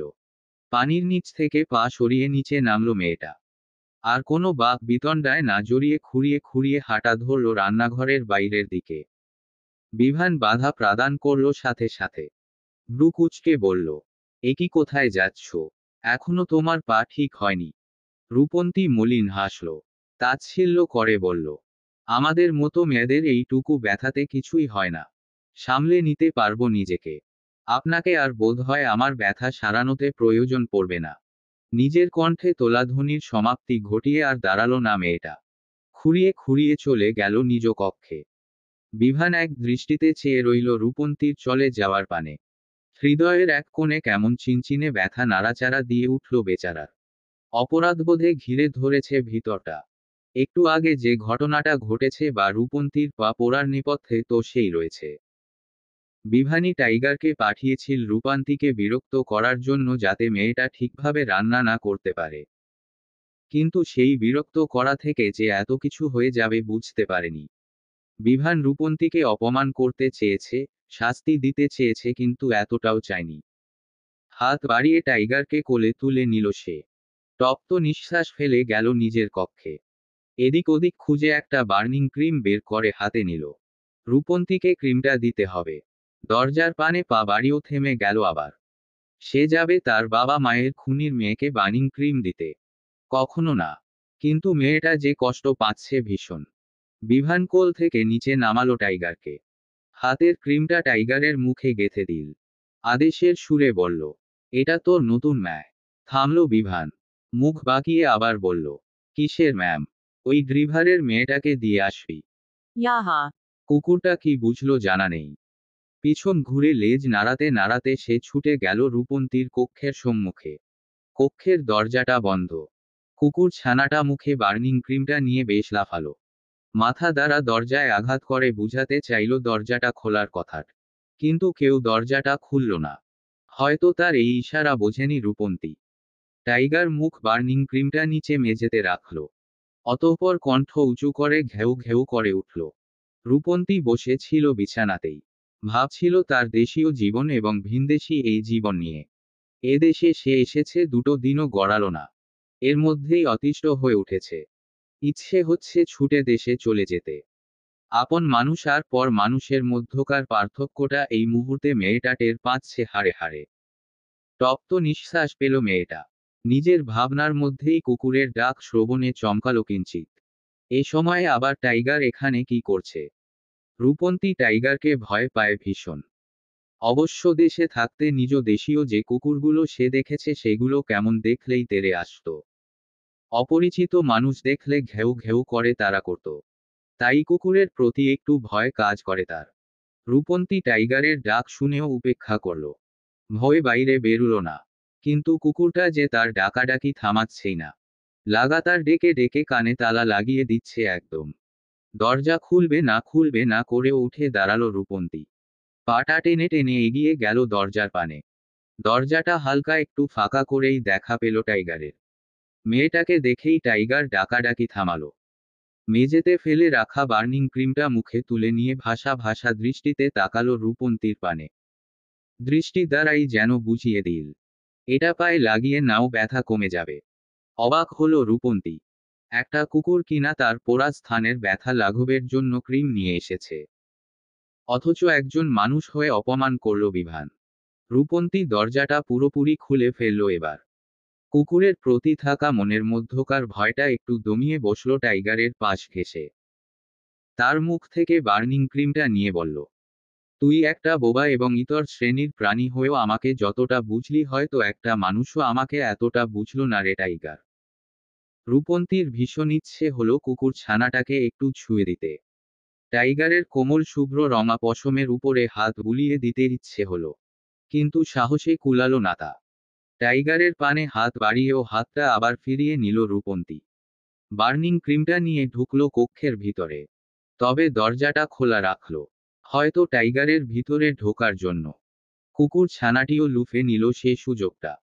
লেজ নাড়াতে নাড়াতে মেয়েটার পিছু পিছুই ঢুকলো কক্ষের ভিতরে। মেয়েটা সেদিকে একবার তাকিয়ে বসলো বিছানায়। আস্তে ধীরে পায়ের উপরে বার্নিং ক্রিমটা লাগাতে শুরু করলো। সন্ধ্যা গড়িয়ে রাত হয়েছে। চারদিকটা কৃত্রিম সোডিয়ামের আলোয় ভরে উঠেছে উজ্জ্বলভাবে। দিনের সূর্যের আলোর ন্যায় উজ্জ্বল না হলেও রাতেও উজ্জ্বল এ শহর। রাস্তার ল্যাম্পপোস্টের আলো, বাড়িঘর দোকানপাটের উজ্জ্বল আলোয় রাতেও কেমন ঝলমল করে ভিনদেশের এ শহর। রূপন্তী সেই দুপুরের পর আর কক্ষ থেকে না বেরুলেও এ পর্যায়ে বেরিয়ে এসেছে বাইরে, খিচুড়ি বানাচ্ছে। পা ব্যথা নিয়ে দাঁড়িয়ে দাঁড়িয়ে ভাত তরকারি রান্নার মতো শক্তি তার নেই, তাই ডালে চালে মিলিয়ে অল্পতে খিচুড়ি বসিয়ে দিয়েছে। সেই যে দুপুরে এরিককে নিয়ে বাইরে খেয়ে এলো, তারপর আর এখন অবধি খাওয়া হয়নি কিছু। ক্ষুধাও রেখেছে বেশ। দুপুরের কথা স্মরণে আসতেই রূপন্তীর স্মরণে এলো এরিকের কথা। ছেলেটাকে তার জন্য কতটা বিপদে পড়তে হলো। বেতনটা পর্যন্ত কেটে নিল বিভান, তাকে সাহায্য করে এত কিছু সহ্য করল ছেলেটা। এরিককে অন্তত একটা দুঃখিত বলা উচিত রূপন্তীর। নিজের বানানো খিচুড়ি 2 প্লেটে বাড়ল মেয়েটা। অতঃপর প্লেটগুলো নিয়ে পা বাড়ালো বাইরের পানে। এরিক বাগানের একপাশে পায়চারি করছিল, হয়তো পাহারা দিচ্ছিল চারদিকটা। রূপন্তী প্লেট দুটো নিয়ে গিয়ে দাঁড়ালো বাগানের এক পাশে অবস্থানরত সিমেন্টের তৈরি টেবিল চেয়ারের পাশে। প্লেট দুটো টেবিলের উপরে রেখে গলা উঁচিয়ে ডাকলো, Erica, Erica. এরিক থমকে দাঁড়ালো। রূপন্তীকে দর্শনে ছুটে এলো তার নিকট। কিছুটা চিন্তিত কণ্ঠে শুধালো, পায়ে কি হয়েছে আপনার? দুপুরেও তো দেখলাম ভালো। রূপন্তী ওষ্ঠ প্রসারিত করল, খাবারের পানে ইশারা করে বলল, তেমন কিছু না, বসুন আপনি, আমি নিজের হাতে রান্না করেছি, খেয়ে দেখুন কেমন হয়েছে। এরিক খাবারের পানে তাকালো, চোখ দুটো চকচক করে উঠল তার। উৎসুক কণ্ঠে জিজ্ঞেস করল, বাঙালি খাবার? রূপন্তী মাথা নাড়ালো। এরিক আনন্দের সহিত বসল চেয়ারে। প্লেটে রাখা চামটা হাতে নিতে নিতে বলল, আই লাইক বেঙ্গলি ফুড। একদিন স্যারের মামি এসেছিল, তখন খেয়েছিলাম। স্বাদটা যেন এখনো মুখে লেগে আছে। রূপন্তী অবশ্য একবার শুনেছিল বিভানের মামার পরিবার এদেশেই থাকে। এখানেই তাদের বসতি এবং ব্যবসা। বিভানও নাকি তাদের হাত ধরেই নিজের দেশ ছেড়ে এ দেশে পাড়ি জমিয়েছিল। কিন্তু তারা কোথায়? এখানে এসে তাদের কাউকে তো নজরে পড়ল না। তবে কি তারা অন্যত্র থাকে? রূপন্তী কিছুটা আগ্রহ নিয়ে জিজ্ঞেস করল, তারা কোথায় এখন? এ বাড়িতে তো দেখলাম না। এরিক খেতে খেতে জবাব দিল, তারা তাদের বাড়িতে। এটা তো স্যারের বাড়ি। স্যার এ বাড়িতে একাই থাকে। মাঝে মাঝে তারা এসে। কথাটা বলে থামল এরিক। এদিক ওদিক তাকিয়ে কণ্ঠ খাদে নামিয়ে আবার বলল, ওই যে মাঝে মাঝে আসে, তাও স্যার পছন্দ নয়। স্যার কেমন একা একা থাকতেই পছন্দ করেন। বাড়িতে কেউ আসলেই সে তার চক্ষুশূল হয়ে দাঁড়ায়। সম্ভব আপনাকেও এই কারণেই তিনি পছন্দ করছেন না। Oh, ঠোঁটগোল করে উত্তর দিল রূপন্তী। একটু সময় নিয়ে আবার বলল, দুঃখিত এরিক। এরিক খাওয়া থামালো, চোখ তুলে তাকালো রূপন্তীর পানে। ভ্রু কুঁচকে বলল, Kenna. রূপন্তী রং চোখে মুখে মলিন ভাব ফুটে উঠল। অপরাধীর ন্যায় বলল, আমার জন্য আপনার কত বড় ক্ষতি হয়ে গেল। বেতনটা পর্যন্ত আটকে গেল। আরে চিন্তা করবেন না, এটা স্যারের সর্বক্ষণের সংলাপ। কোনো কিছু নিয়ে একটু রেগে গেলেই বলে বেতন বন্ধ। কিন্তু সত্যি সত্যি কখনো বেতন বন্ধ হয় না। মাস শেষ নিজে ডেকেই বেতন দেয়। বাগানে রূপন্তী এবং এরিকের কথোপকথনের মধ্যেই এসে দাঁড়ালো তার কক্ষের সাথে লাগোয়া বারান্দায়। হাতে ধোয়া ওড়ানো গরম কফির মগ। মগে চুমুক দিতে দিতেই হঠাৎ চোখ গেল বাগানের দিকে। চোখে পড়ল এরিক এবং রূপন্তীকে। কিছু একটা নিয়ে দুজন হাসাহাসি করছে আর খাচ্ছে। বিভানের চোখ জ্বলে উঠল। সাথে বেখেয়ালিতে গরম কফিতে জিহ্বাটারও নাজেহাল অবস্থা। পুড়ে গেছে বোধহয়। হুট করেই বিভানের হৃদয়ে কেমন ক্রোধ জন্মালো। রূপন্তীকে আবার এরিকের সাথে দেখে কি এ ক্রোধের জন্ম? না না, তা হতে যাবে কেন? ড্রিভারের মেয়ের সাথে বাড়ির গার্ডই মানানসই। এখানে ক্রোধের তো কিছু নেই। তবে কি মুখে গরম কফির ছ্যাঁকায় ক্রোধ জন্মেছে? হ্যাঁ, তাই হবে হয়তো। বিভার নাক মুখ কুঁচকালো। কফির মগটা বারান্দা থেকে বাইরে ছুঁড়ে বলল, বালের কফি। মুখটাই পুড়িয়ে দিল। কফির প্রতি ক্রোধ প্রকাশ করে। গালি দিয়েও নিজেকে শান্ত করতে পারল না বিভান। যতবার ঠিক বাগানের পানে তার নজর যাচ্ছে আর রূপন্তীকে এরিকের সাথে হাসাহাসি করতে দেখছে ততবার হৃদয়ে কেমন অদ্ভুত অনুভূতি হচ্ছে। এমন কেন হচ্ছে ভেবে পেল না সে। তবে তার অশান্ত মন নাড়াচাড়া দিয়ে উঠে বলল, তোর শত্রুর মেয়ে তোরই বাড়ির গার্ডের সাথে হাহা হি হি করছে আর তুই দাঁড়িয়ে দাঁড়িয়ে দেখছিস। যার জন্য তোর মুখের হাসি উধাও হয়েছে তার মেয়ের মুখের হাসিও কেড়ে নে। বিভান তাই মানল। ঠিকই তো, সে হাসছে না তাহলে রূপন্তী কেন হাসবে? তাও রাতের বেলায় একটা ছেলের সাথে। ক্রোধে গোজগোজ করতে করতে নিচে নেমে এলো বিভান। এগিয়ে গিয়ে দাঁড়ালো বাগানে এরিক এবং রূপন্তীর পানে। গম্ভীর কণ্ঠে শুধালো, কি হচ্ছে এখানে? কেউ কোনো উত্তর না দেওয়া আগেই বিভানের নজর গেল খাবারের পানে। খিচুড়ি অর্থাৎ বাঙালি খাবার। রূপন্তী ব্যতীত এখানে বাঙালি খাবার বানানোর মতো আর তো নেই কেউ। এর মানে রূপন্তীই বানিয়েছে। দুপুরে খাবার বানাতে গিয়ে পা পুড়িয়ে ফেলল। তারপর তাকে নুডলস খেয়ে ক্ষুধা মিটাতে হয়েছিল। এখন রাতে এই মেয়ে খিচুড়ি রান্না করলো, নিজে খেলে এরিককে খাওয়ালো অথচ তাক ডাকলও না একবারও। দুপুরে পা পোড়ার পর সে প্রায় 50 কেজি ওজনের বস্তার মতো মেয়েটাকে কোলে তুলে নিয়েছে, পানিতে পা ভিজিয়ে দিয়েছে, টাইগারকে দিয়ে বার্নিং ক্রিম পাঠিয়েছে। কিন্তু মেয়েটা তাকে সামান্য একটু খিচুড়ি খেতে ডাকলো না। অকৃতজ্ঞ মেয়ে একটা। বিভানের চিৎকার করে বলতে ইচ্ছে হলো, আমার খিচুড়ি কোথায়? তবে সে ইচ্ছে পূরণ করল না। নিজের ইগোর জন্য এ বাক্য সে হৃদয়েই দাফন করল। ক্রোধিত স্বরে এরিককে বলল, তোকে আমি খাওয়ার জন্য রেখেছি নাকি আমার নিরাপত্তার জন্য রেখেছি? 1 মাসের বেতন বন্ধ করেছি, তাতে হয়নি তোর? আরও বন্ধ করতে হবে। এরিক চুপ সে গেল। দ্রুততার সাথে উঠে দাঁড়ালো সে। ঢুক গিলে বলল, দুঃখিত স্যার, আমি এখনই নিজের কাজে যাচ্ছি। কথাটা বলেই পিছন ঘুরে পা বাড়ালো এরিক। তবে 2 কদম যেতেই থেমে গেল বেচারা। পিছন ঘুরে এসে হাতে তুলে নিল খিচুড়ির প্লেটটা। বোকা বোকা হেসে বলল, এটা নিয়ে যাই স্যার, নয়তো আফসোস থেকে যাবে। কোনো মতে কথাটা বলেই কেটে পড়ল এরিক। বিভান থু থু গিলল। কতদিন বাঙালি খাবার খায় না। এদেশের কাঁচা ঘাসপাতা আর নুডলস খেতে খেতে জিহ্বাটা কেমন পুষ্ট হয়ে গেছে। এই জিহ্বায় একটু বাঙালি খাবার পড়লে খারাপ হতো না। কিন্তু মেয়েটা কি তার জন্য খাবার রেখেছে? বিভান সরু দৃষ্টিতে তাকালো রূপন্তীর পানে। থমথমে কণ্ঠে বলল, দুপুরে রান্না করতে বললাম, একদম পা পুড়িয়ে একসা অবস্থা।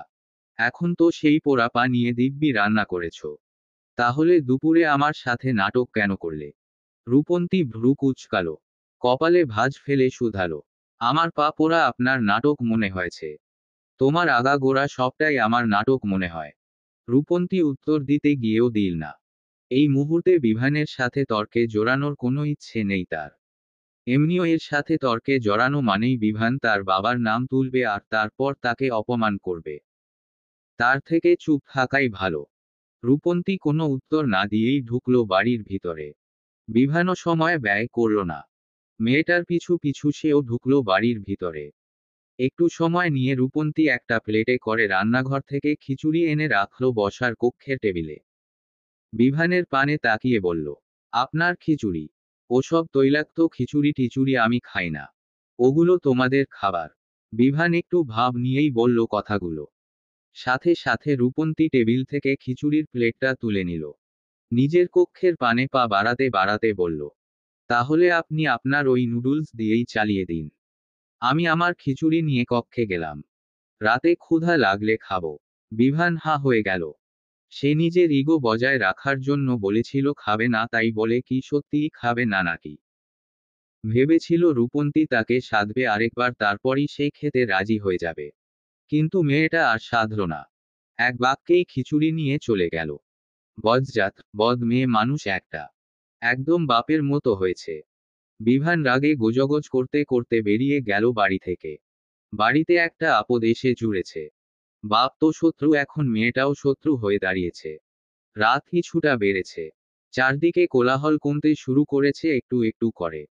তবে এই বাহিরের পরিবেশ ঠান্ডা হতে হতে বেশ রমরমা হয়ে উঠেছে শহরের বারগুলো। গান বাজনা, জন্মানবের কোলাহলে এই মুহূর্তে পরিপূর্ণ সে স্থানগুলো। বিভানও বসে রয়েছে কাছে পিঠেই একবারে।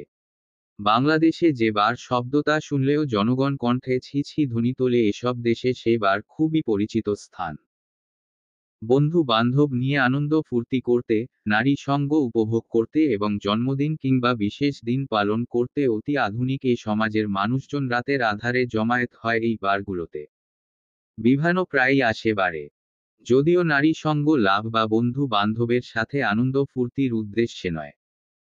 সে এখানে আসে নিজের একাকিত্ব দূর করতে, ক্রোধ দমনে এবং কষ্ট ভুলতে। ছেলেটা বারেরই এক কোণে বসে নিজের মতো করে ড্রিঙ্ক করছিল। হঠাৎ কোথা থেকে এক তরুণী এসে গলা জড়িয়ে ধরল বিভানের। ছোট পোশাক পরিহিত অর্ধনগ্ন বিদেশিনী সে তরুণী।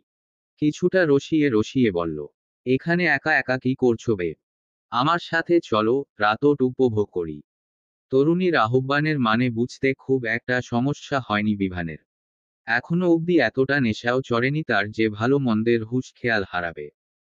বিভান রক্তচক্ষু নিয়ে তাকালো তরুণীরা পানে। গলা থেকে তার হাতটা ছিটকে সরিয়ে দিয়ে বলল, ইউ ব্লাডি বিচ! তোর সাহস হলো কি করে আমাকে স্পর্শ করার? তোর নোংরা হাতে আমাকে ধরেছিস কেন? বারে এসেছে, মদ খাচ্ছে, আবার নিষ্পাপ সেজে নোংরা বলছে। তরুণী কিঞ্চিত ক্ষেপে গেল বিভানের উপরে। রুক্ষ কণ্ঠে বলল, আমার হাত নোংরা? বারে এসে আবার নোংরা ভালোর পার্থক্য করছিস? একটু পরে তো দেখবো এই বাড়িরই কোনো এক কক্ষে কোনো মেয়ে নিয়ে শুয়ে পড়েছিস। বিভান তেতে গেল। তৎক্ষণাৎ দাঁড়িয়ে গেল সে। হাত বাড়িয়ে তরুণীরা গলা চেপে ধরে হিসহিসিয়ে ওর। সবাইকে নিজের মতো ভেবেছিস? আমি কে জানিস তুই? চিনিস আমাকে? কোন সাহসে তুই আমাকে ছুঁয়েছিস? একটু শক্তপোক্ত ভাবেই তরুণীরা গলা চেপে ধরেছে বিভান। মেয়েটা চোখ বড় বড় করে ফেলেছে। জোরে জোরে নিঃশ্বাস নিচ্ছে। এর মধ্যেই শক্তপোক্ত হাতের একটা ঘুষি এসে পড়ল বিভানের গালে। ছেলেটা ছিটকে পড়ল মেঝেতে।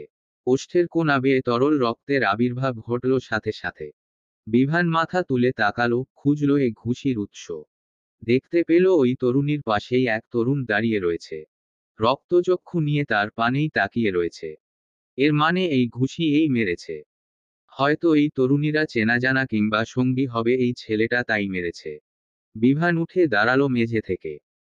বৃদ্ধাঙ্গুলি দ্বারা মুছল ওষ্ঠের রক্ত, অতঃপর হুট করেই সেও একটা ঘুষি বসিয়ে দিল ওই তরুণের নাক বরাবর। ছেলেটা ছিটকে দূরে সরে গেল। তারও নাক ফেটে রক্ত গড়িয়ে পড়তে শুরু করল। তবুও থামল না সে। পাল্টা আক্রমণ করল বিভানের উপরে।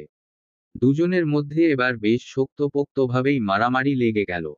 চারদিকে হুলস্থুল পড়ে গেল তাদের মারামারিতে। কেউ ভিডিও শুরু করলো, কেউ উৎসুক হয়ে দেখতে এলো মারামারি, আবার কেউ ভয় পালালো বার থেকে। বার কর্তৃপক্ষ ছুটে এলো তাদের নিকট। জোরপূর্বক দুজনকে ছাড়িয়ে নিল দুদিকে। তবুও কি ছাড়াতে পারে? তারা এখনো দুজন দুজনকে মারতে এগিয়ে যেতে চাইছে। শেষে আর উপায় না পেয়ে ওই বিদেশি তরুণকে বাড়ির ভিতরে রেখে বিভানকে বের করে দিল বাইরে। বিভান ক্ষুব্ধ হলো আরো। মারামারি দুজন করেছে, তাহলে তাকে একাকে কেন বের করবে? ওই বদমাইশটাকে কেন ভিতরে রাখা হয়েছে? বিভান গলা উচালো। অশ্রাব্য ভাষায় গালি দিয়ে বলল, শালা নিজের দেশের মানুষ বলে রেখে দিলি। সাহস থাকলে বাইরে বের করে দে। ওকে মেরে তারপর আমি জেলে যাই। ভিতর থেকে উত্তর এলো না কোনো। বিভান আরো কিছু অশ্রাব্য গালি দিল বার মালিককে। অতঃপর ঢুলুঢুলু শরীরে পা বাড়ালো বাড়ির পানে। কিঞ্চিত সময় গড়াতেই বিভান পৌঁছালো বাড়িতে। গৃহে প্রবেশের পর নিজ কক্ষের পানে যেতে গিয়েও থেমে গেল সে। গতিপথ পরিবর্তন করে গিয়ে দাঁড়ালো রূপন্তীর কক্ষের সম্মুখে। হাত উঁচিয়ে মেয়েটার দরজায় ধাক্কা দিতে দিতে বলল, দরজা খোল বেয়াদব মেয়ে। আমার খিচুড়ি দে। ওটা আমার ভাগের খিচুড়ি। তুই খাবি কেন? রূপন্তী ঘুমিয়ে পড়েছিল। হঠাৎ দরজায় করাঘাতে বিরক্ত হলো সে। একটু ঘুমিয়েছিল তাও বুঝি এই লোকের সহ্য হলো না এই লোকের। ঘুমের মধ্যেও জ্বালাতে চলে এসেছে। আবার কি সব খিচুড়ি খিচুড়ি করছে। রূপন্তী মনের মধ্যে এক রাশ বিরক্তি নিয়েই বিছানা ছাড়ল। দরজার নিকট গিয়ে খুলল দরজাটা। অমনি চমকে উঠল সে। এ কি বিভানের কি হয়েছে? ঠোঁটের এক কোণ কেটে রক্ত ঝরছে, কপাল ফেটে সেখানেও রক্তের আভাস, ফর্সা গালটা লাল বর্ণ ধারণ করেছে, চুলগুলোও এলোমেলো। কোনো সড়ক দুর্ঘটনার কবলে পড়েছে নাকি কেউ মেরেছে? দেখে তো মনে হচ্ছে কেউ মেরেছে। কিন্তু কে এমন রাজকার্যটা করেছে যে মেরে এই অভদ্র লোকের সুন্দর মুখের নকশাই বদলে দিয়েছে? রূপন্তী প্রশ্ন করবে তার আগেই মুখ খুলল বিভান। চড়া গলায় বলল, আমার খিচুড়ি কোথায়? রূপন্তী অবাক হলো। যেই খিচুড়ি খাবে না বলে চলে গেল এখন থোবরা বিগড়ে এসে জিজ্ঞেস করছে খিচুড়ি কোথায়? এর মাথা কি খারাপ হয়েছে? নাকি পাগল টাগল হয়ে গেছে? কেমন একটা বিশ্রী গন্ধ এসে নাকে লাগলো রূপন্তীর। আবার বিভানকেও কেমন ঠিক লাগছে না। চোখ দুটো রক্তিম বর্ণ ধারণ করেছে, শরীর ঢুলুঢুলু। কেমন মাতাল মাতাল লাগছে। আচ্ছা বিভান আবার মদ টদ খেয়ে বাড়ি ফিরে নিত? বহির্বিশ্বের এই দেশে গুলোতে তো আবার এসবের পানীয় সেবনের প্রচলন রয়েছে। মেয়েটা চোখ বড় বড় করে তাকালো বিভানের পানে। অবিশ্বাস্য কণ্ঠে শুধালো, আপনি মদ খেয়েছেন? বিভান দৃষ্টি ফুরবল, তবে সে উত্তর দিল না মেয়েটার করা প্রশ্নের। বরং আবার শুধালো, আমার খিচুড়ি কোথায়? রূপন্তীর সন্দেহ এবার বিশ্বাসে পরিণত হলো। বুকটা কেঁপে উঠল মেয়েটার। সর্বনাশ! কাল থেকে তো এ লোক ছিল বদ, অহংকারী, অভদ্র, এখন হয়েছে মাতাল। বদ, অহংকারী, অভদ্র লোককে যাই একটু বিশ্বাস করা যায়, কিন্তু মাতালকে বিশ্বাস করা যায় না মোটেই। তার উপরে আবার মুখের নকশা বিকৃত। নিশ্চয়ই মাতাল অবস্থায় কারো সাথে মারামারি করে এসেছে।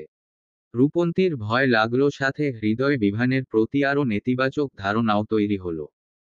লোকটার এত অধঃপতন হয়েছে এই বিদেশের মাটিতে এসে। হয়তো এসব দেশে এগুলো খুব সাধারণ, কিন্তু তাদের দেশে তো নয়।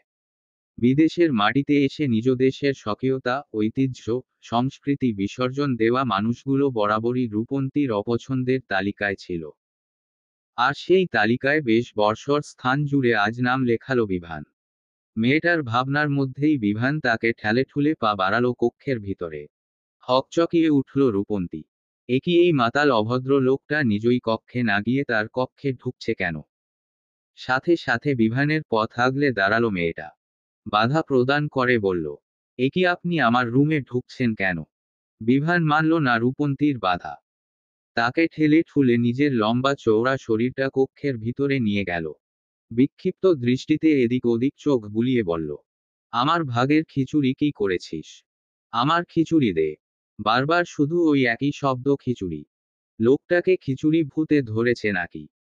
রূপন্তী দেশে থাকতে রুক্ষ দৈত্য, মেছো ভূত, কেছো ভূত, শাকচুন্নি, পেতনির নাম শুনেছে, কিন্তু খিচুড়ি ভূতের নাম তো কখনো শোনেনি। এ ভূত কি শুধু স্পেনে পাওয়া যায়? বাংলাদেশে নেই। কিন্তু এখন কথা হলো এই খিচুড়ি কোথায় পাবে রূপন্তী? বিভান খাবে না বলে যে এক প্লেট নিজের কক্ষে তখন নিয়ে এসেছিল তাও তো খেয়ে ফেলেছে।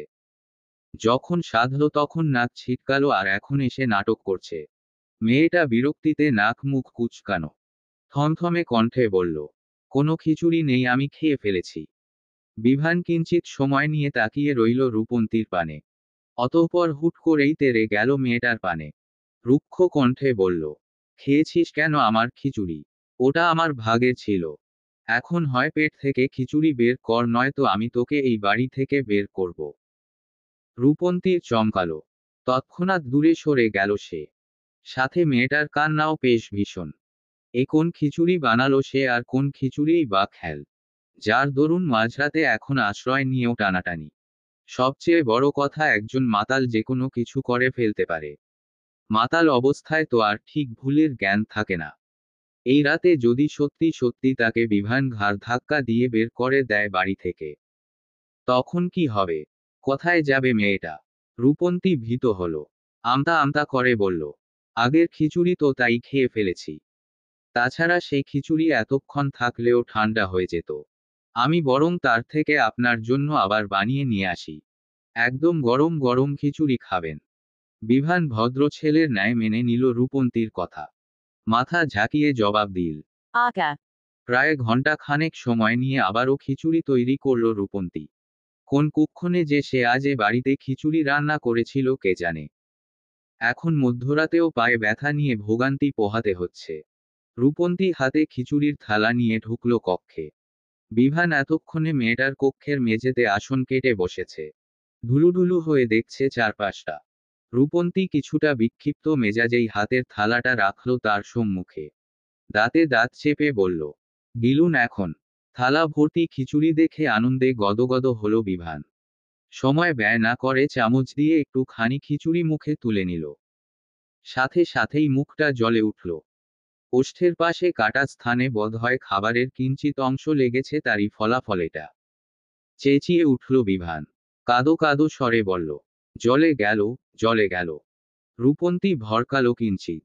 ছুটে গেল বিভানের পানে। অশান্ত হয়ে শুধালো, কই কি হয়েছে? কথায় জ্বলে যাচ্ছে দেখান আমাকে। বিভান বাচ্চাদের ন্যায় ঠোঁট উল্টে দিল। আঙ্গুল দ্বারা নিজের গালে, কপালে, ওষ্ঠে আঘাতপ্রাপ্ত স্থানেগুলোর পানে ইশারা করে বলল, কোথাও জ্বলছে তো কোথাও ব্যথা করছে। রূপন্তীর মায়া হলো। আহারে, লোকটাকে এভাবে কে মারল? তবে পরক্ষণেই আবার স্মরণে এলো বিভানের ব্যবহার। যে খবিশ মার্কায়ের আচার আচরণ, তাতে ২-৪ জায়গায় মার খাওয়া স্বাভাবিক। সে কিছু বলে না, তাই বলে কি সবাই ছেড়ে দিবে? নিশ্চয়ই কোথাও গিয়ে আবার কারো সাথে ঝগড়া বিবাদে লিপ্ত হয়েছিল, নয়তো মাতলামি করে মার খেয়ে এসেছে। কিন্তু লোকটাকে একদম এভাবেও তো ফেলে রাখা যায় না। ওষ্ঠের কোণে, কপালে রক্ত জমাট বেঁধে রয়েছে। স্থানগুলো পরিষ্কার করে অন্তত একটু ঔষধ লাগিয়ে দেওয়া জরুরি। নয়তো ইনফেকশন হতে পারে। তপ্ত নিঃশ্বাস ফেলল রূপন্তী। স্বাভাবিক কণ্ঠে জিজ্ঞেস করল, আপনার ঘরে ফার্স্ট এইড বক্স আছে? বিভান উপর নিচ মাথা ঝাঁকালো। মুখে বলল, Ake. Kotaya. বিভান হুট করেই শটান হয়ে শুয়ে পড়ল মেঝেতে। 2 হাত উপরে তুলে বাচ্চাদের ন্যায় ঝাঁকিয়ে বলল, জানি না। রূপন্তী আর এর সাথে কথা বলে সময় নষ্ট করল না। বিভানের কক্ষ ঘেটে ফার্স্ট এইড বক্স নিয়ে আবার ফিরল নিজ কক্ষে, গিয়ে বসল ছেলেটার পাশে। তুলোয় ঔষধ লাগিয়ে তা আস্তে ধীরে লাগিয়ে দিতে শুরু করল বিভানের ওষ্ঠের কাটা স্থানে। বিভান নাক মুখ কুঁচকালো। ব্যথাতুর কণ্ঠে বলল, জ্বলছে তো। একটু ফু দিয়ে দাও। রূপন্তী পড়ল মহা ঝামেলায়।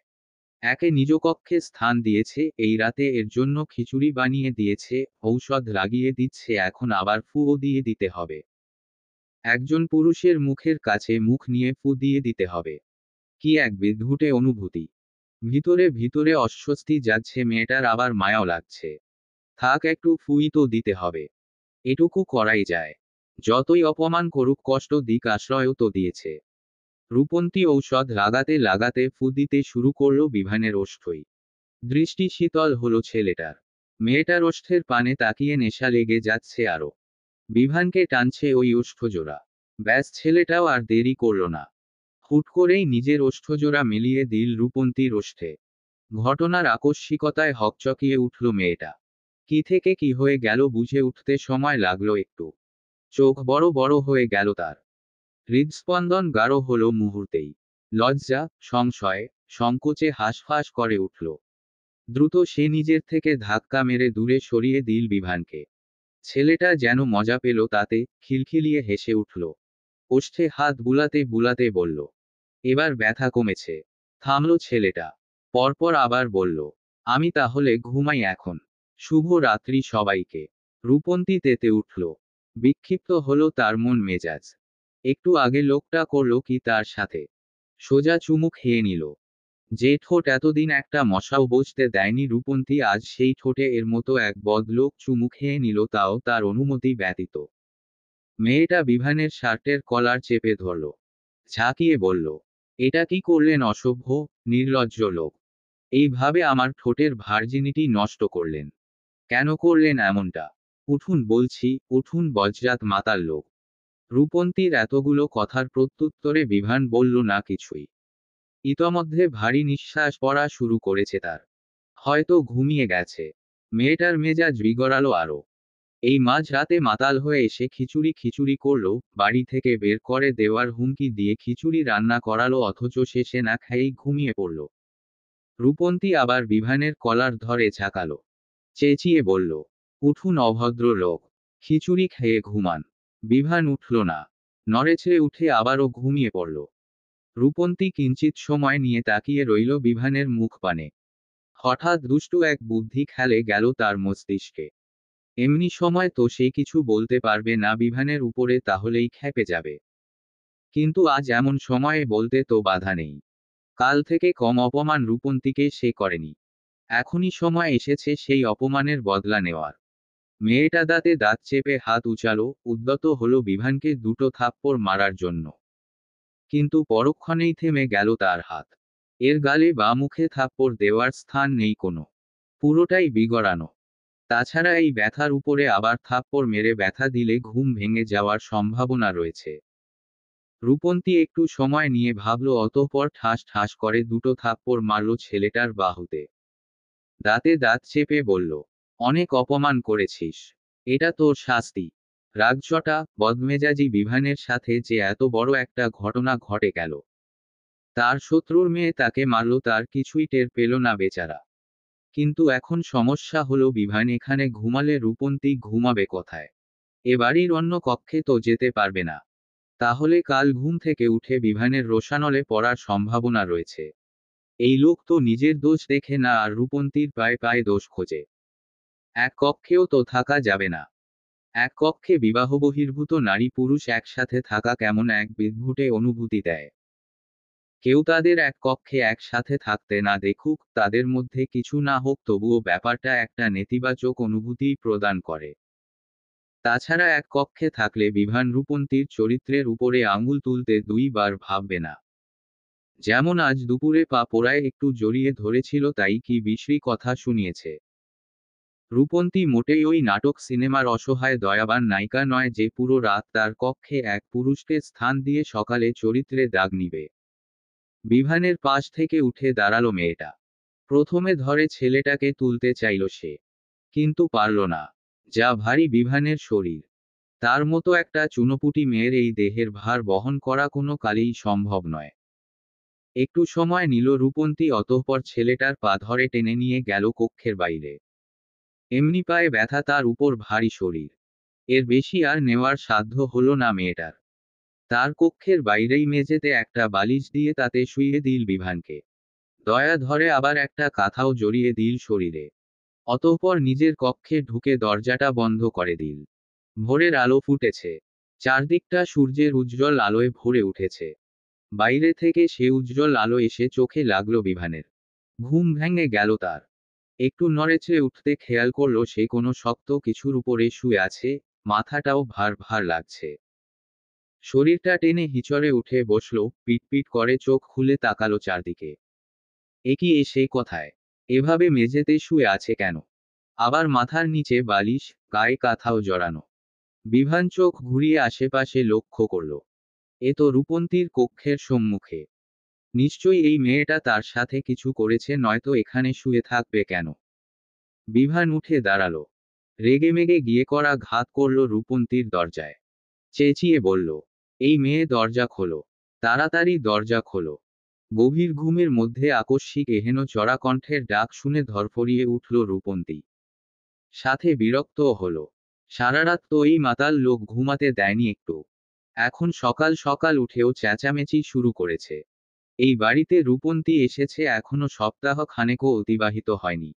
এর মধ্যেই জীবন ওষ্ঠাগত। নাকমুখ কুঁচকে বিছানা ছাড়ল মেয়েটা।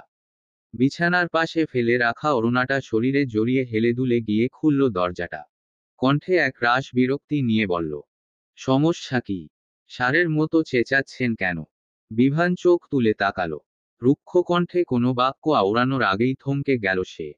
হৃদস্পন্দন গাঢ় হয়ে উঠল মুহূর্তেই। এ কোন রূপ এই রমণীর! সদ্য ঘুম ভাঙা মুখশ্রী, ফোলা ফোলা চোখ মুখ, চুলগুলো এলোমেলো হয়ে পড়ে আছে ললাটে। ঢুক গিলল বিভান। গলার উঁচু হওয়া অ্যাডামস অ্যাপলাদমের আপেলটা নড়েচড়ে উঠল। তবে পরক্ষণেই আবার নিজেকে সামলে নিল ছেলেটা। এসব সে কি ভাবছে, তাও শত্রুর মেয়েকে নিয়ে। বিভান জোরে জোরে কয়েকটা নিঃশ্বাস নিয়ে নিজেকে ধাতস্থ করল। পুরনো চরিত্রে ফিরে গিয়ে রুক্ষ কণ্ঠে বলল, এই মেয়ে তুমি আমার সাথে কি করেছ?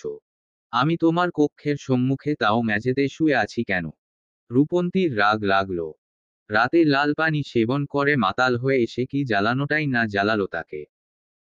ওই খড়খড়ে ওষ্ঠ দ্বারা প্রথম চুমু খেয়ে তার ঠোঁটের ভার্জিনিটি পর্যন্ত নষ্ট করল। অথচ সকালে উঠে বলছে তুমি আমার সাথে কি করেছ? আশ্চর্য! রূপন্তী দাঁতে দাঁত চাপল। কটমট করে বলল, আমি কিছু করেছি নাকি আপনি করেছেন? মদ খেয়ে মাতাল হয়ে কাল সারারাত মাতলামি করেছেন। বিশ্বাস না হলে নিজের থোবরাটা আয়নায় গিয়ে দেখুন, বুঝে যাবেন। বিভান কপালে ভাঁজ ফেলল। অমনি কপালের কাটা স্থানে টান লেগে ব্যথা অনুভব করল। কণ্ঠে ব্যথাতুর ধ্বনি তুলে হাত দিল কপালে। শুধু কপালে নয়, গালে ঠোঁটেও ব্যথার আভাস পাচ্ছে ছেলেটা। বিভান মস্তিষ্কে চাপ প্রয়োগ করল। গতকাল রাতে সে বাড়ি থেকে বেরিয়ে বারে গিয়েছিল। সেখানে একটু আধটু ড্রিঙ্কস করেছিল। Tarapara. তারপর কি হয়েছে? বিভান মাথা চেপে বসে পড়ল নিচে। মনে করার চেষ্টা করল কাল রাতের সব ঘটনা। স্পষ্টভাবে সব স্মরণে না এলেও ঝাপসায় কিছু ঘটনা স্মরণে এলো। রাতে তাকে বারে বসে কেউ মেরেছে, তারপর সে বাড়িতে এসেছে, খিচুড়ি খিচুড়ি করে হেদিয়ে মরেছে, আর সবশেষে সে চুমু খেয়েছে। চুমুর বিষয়টা স্মরণে আসতেই চমকানো বিভান। হৃদযন্ত্রটা ছটফটিয়ে উঠল, খুব করেছে। মদ খেয়ে মাতাল হয়ে সে নিজের শত্রুর মেয়েকেই চুমু খেয়েছে, তাও আবার গালে কপালে না, একদম ঠোঁটে। অপ্রস্তুত হলো বিভান। চটপট উঠে দাঁড়ালো সে। আর কোনো কথা না বাড়িয়ে এলোমেলো পা ফেলে এক প্রকার পালিয়ে এলো নিজ কক্ষে। দুপুরের সময় চারদিকটা সূর্যের আলোয় উত্তপ্ত হয়ে উঠেছে কিছুটা। রূপন্তী রান্নাঘরে কিছুটা সময় ব্যয় করেই গতকাল মধ্যরাতে তৈরি করা খিচুড়ি গরম করল। এর মধ্যে বিভানও এসে বসল বসার কক্ষের সোফায়। মেয়েটা রান্নাঘর থেকে একবার উকি মেরে তাকালো সেদিকে, অতঃপর হাতে খিচুড়ির থালা নিয়ে গিয়ে রাখল বিভানের সম্মুখে। থমথমে কণ্ঠে বলল, আপনার খিচুড়ি। বিভান চোখ তুলে তাকালো রূপন্তীর পানে। হঠাৎ মেয়েটার গোলাপি পদ্ম পাপড়ির ন্যায় ওষ্ঠ জোড়ার পানে চোখ পড়তেই বুকটা ধক করে উঠল। চোখের সম্মুখে আবছায় ভেসে উঠল রাতের চুমুর দৃশ্য। হৃদয়ে কড়া নাড়ল মেয়েটার ঠোঁট জোড়া, কি নরম কোমল। সাথে সাথে চোখ নামিয়ে ফেলল বিভান। ছি ছি, সব সে কি ভাবছে? ছেলেটা এবার নজর দিল তার সম্মুখে রাখা থালার পানে। খিচুড়ি দেখে খেতে ইচ্ছে হলো ভীষণ। তবুও সে নিজের ইচ্ছাকে দমন করল। গতকাল রাতে এই খিচুড়ি খিচুড়ি করে সে যা করেছে ভাবতেই অস্বস্তি হচ্ছে। তার মতো একজন শক্তপোক্ত ব্যক্তিত্বের অধিকারী এক পুরুষ কিনা সামান্য খিচুড়ির জন্য অমন আচরণ করেছে ভাবতেই আশ্চর্য লাগছে। কিন্তু তার যে সব স্মরণে আছে, কিংবা নিজের আচরণের জন্য সে লজ্জিত, এ কথা কিছুতেই বুঝতে দেওয়া যাবে না রূপন্তীকে। শুনেছে মদ খেয়ে মাতাল হয়ে মানুষ কি করে তা হুঁশে ফিরলে ভুলে যায়। কিন্তু বিভান যে কেন ভোলে না কে জানে। ছেলেটা যথাসম্ভব নিজেকে স্বাভাবিক করল। ভারী কণ্ঠে বলল, আমি খিচুড়ি খাই না। গতকালই তো বললাম। ওসব তোমাদের খাবার, তুমি খেয়ে নাও। রূপন্তী ওষ্ঠ বাঁকালো। ভেঙচি কেটে বলল, হ্যাঁ, এর জন্যই তো গতকাল আপনাকে খিচুড়ি ভূতে ধরেছিল। উন্মাদ হয়ে উঠেছিলেন খিচুড়ি খিচুড়ি করে। সবকিছু মনে থাকা সত্ত্বেও বিভান নিজের ইগো ধরে রাখতে চাইল। থমথমে কণ্ঠে বলল, একদম আমার নামে মিথ্যা বলবে না। মিথ্যাবাদী মেয়ে কোথাকার! রূপন্তী বিস্মিত হল। সে মিথ্যাবাদী মেয়ে? মধ্যরাতে মাতাল হয়ে বাড়ি ফিরে তাকে বাদর নাচ নাচালো, আর এখন তাকেই মিথ্যাবাদী বলছে। এর জন্যই বোধহয় প্রবাদে আছে, চোরের মায়ের বড় গলা। এই বাক্যের প্রমাণ আজ মেয়েটা হাতে নাতে পেল।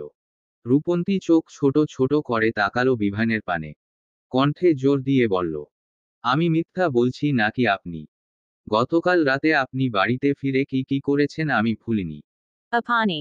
এইটুকু বলতেই মেয়েটাকে থামিয়ে দিল বিভান। কোনো কিছু স্বীকার না করে উল্টো রূপন্তীকে বলল, আমার বাড়িতে থাকতে দিয়েছি এর মানে এই নয় যে তুমি আমার নামে মিথ্যা বলবে। আমি মতো খেতে পারি, মাতালও হতে পারি, তাই বলে এসব কর্মকাণ্ড করতে পারি না। আমার নামে একদম গুজব ছড়াবে না।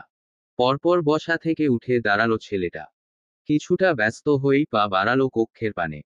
যেতে যেতে মেয়েটাকে হুমকি দিল, ফের আমার নামে গুজব ছড়ানোর চেষ্টা করলেও তোমাকে এ বাড়ি থেকে বের করে দেব বলে দিলাম। বিভান চলে গেল। হা হয়ে দাঁড়িয়ে রইল রূপন্তী। মদ খেল বিভান, মাতলামি করল বিভান, আর সেই কথা বলার অপরাধে বাড়ি থেকে বের করে দেওয়ার হুমকি দিল তাকে। স্বাধীনতা আজ কথায়। এ বাড়িতে এসে রূপন্তী বোধহয় নিজের বাক স্বাধীনতাও হারালো। সত্যি কথা বললেও তা মিথ্যা বলে চালিয়ে দিচ্ছে। আবার বাড়ি থেকে বের করে দেওয়ারও হুমকি দিচ্ছে। নির্জন রাস্তা, চারদিকটা গাছপালায় ভরপুর। আশেপাশে কোনো বাড়িঘরও দেখা যাচ্ছে না তেমন। সে রাস্তারই মধ্যভাগে দাঁড়িয়ে এক যুবককে বেধড়ক মারছে বিভান। চোখ থেকে যেন আগুনের ফুলকি ঝরছে তার। বেশ ক্রোধ নিয়ে একের পর এক ঘুষি বসাচ্ছে ছেলেটার দেহে। এতক্ষণ এরিক আর হ্যারি ধরে রাখায় ছেলেটা করতে পারেনি কিছুই, শুধু মার খেয়ে গেছে। তবে তারা ছেড়ে দিতেই ছেলেটাও নিজের প্রতিরক্ষায় বিভানকে প্রহার করতে উদ্যত হলো। হাত উঁচিয়ে একটা ঘুষির মতো হাঁকতেই তার হাতটা ধরে ফেলল বিভান। হিসহিসিয়ে বলল, কাল মাতাল পেয়ে বারে আমাকে মেরে বেঁচে যাবি ভেবেছিলি? তোর এত বড় সাহস কি করে হলো যে আমার গায়ে হাত তুলিস? চিনিস আমাকে? ছেলেটা তবুও নত হলো না। ক্রোধে হিসহিসিয়ে উঠল সেও। দাঁতে দাঁত চেপে বলল, তুই আমাকে চিনিস না? আমাকে এভাবে তুলে এনে মারধর করাই তোকে কতটা ভুগতে হবে জানিস? বিভান ক্রোধে দিশেহারা হলো। তার সম্মুখে এই ছেলে ক্ষমতা দেখাচ্ছে এত বড় সাহসের। হাত উঁচিয়ে সে বেশ শক্তপোক্ত একটা ঘুষি বসালো ছেলেটার নাক বরাবর। সাথে সাথে বেচারা ছিটকে পড়ল ইট পাথরে গড়া রাস্তায়। নাক থেকে গড়িয়ে লাল রক্তের আভাস মিলল তৎক্ষণাৎ। বিভান তেরে গিয়ে আবার ছেলেটার কলার টেনে তুলল। তার মুখে আরেকটা ঘুষি বসিয়ে বলল, বাল ছিড়বি তুই আমার? তোর মতো ছোট খাটো পুঁটি মাছ পায়ের নিচে রাখার ক্ষমতা আমার আছে। কথা থামালো বিভান। তবে মার থামালো না। একের পর এক ঘুষি এবং লাথি বসিয়ে যাচ্ছে ছেলেটার দেহে। কিঞ্চিত সময়ের ব্যবধানেই সে ছেলেটা কেমন নিস্তেজ হয়ে পড়ল। ভয় পেল এরিক এবং হ্যারি। এভাবে চলতে থাকলে এ তো মরে যাবে। তারা দুজন দ্রুত ছুটে এলো বিভানের পানে। দুই দিক থেকে দুজন ঝাপটে ধরল তাকে। হ্যারি কিছুটা ব্যস্ত হয়েই বলল, স্যার ছেলেটা তো মরে যাবে। আর মারবেন না ওকে? বিভানে পর্যায়ে থামল একটু। গা ঝাড়া দিয়ে নিজেকে ছাড়িয়ে নিল এরিক এবং হ্যারির থেকে। পকেট থেকে একটা রুমাল বের করে হাত মুছতে মুছতে বলল, এটাকে ওই বারের সামনে ফেলে রেখে আসবি। আর এটাতে তুলে আনতে এবং এখান থেকে বার পর্যন্ত নিয়ে যেতে আমার গাড়ির যতটুকু তেল খরচ হয়েছে বা হবে হিসাব করে তার টাকাও এর পকেট থেকে নিয়ে আসবি। এর পিছনে আমার একটা টাকাও খরচ করতে রাজি নই আমি। রাত গভীর। চারদিকে শুনশান নীরবতা। সারাদিনের কর্মব্যস্ততা কাটিয়ে সম্ভবত সবাই পাড়ি জমিয়েছে নিদ্রা দেশে। রাত্রি এই ক্ষণে বিভান দাঁড়িয়ে রয়েছে তার কক্ষের সাথে লাগোয়া বারান্দায়। দৃষ্টি অদূরে ল্যাম্পপোস্টের আলোর পানে। হাতে একটা জ্বলন্ত সিগারেট জ্বলজ্বল করছে। হৃদয়ে ব্যথার আগুন জ্বলছে ভীষণভাবে। নিজেকে বড্ড অসহায় লাগছে তার আজ। একাকিতরা ঘিরে ধরেছে চারদিক থেকে। আপন মানুষ ব্যতীত বড্ড একা হয়ে উঠেছে সে। বিভানের বয়স তখন মাত্র 15 বছর।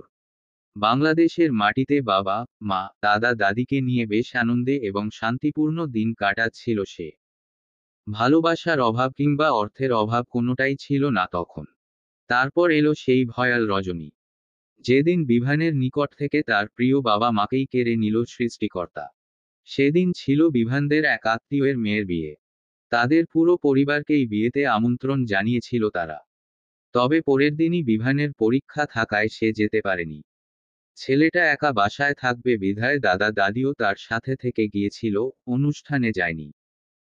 সেদিন অনুষ্ঠানে গিয়েছিল শুধুমাত্র তার বাবা মুরাদ ইয়াফি এবং মা বিপাশা বেগম। আর তাদের ড্রাইভার হিসেবে ছিলেন রূপন্তীর বাবা সালাম হোসেন।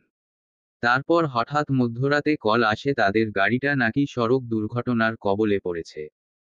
ঘটনাস্থলেই মারা গেছেন বিপাশা বেগম আর মুরাদ ইয়াফি এবং সালাম হোসেন হাসপাতালে ভর্তি। বাবা মায়ের এমন মর্মান্তিক সংবাদ শুনে সহ্য করতে পারেনি বিভান, চিৎকার করে কেঁদে উঠেছিল। পরের দিন আর পরীক্ষাটাও আর দেওয়া হলো না তার। উন্মাদের ন্যায় ছুটে গিয়েছিল হাসপাতালে। সেখানে গিয়ে আর বাবাকেও পেল না।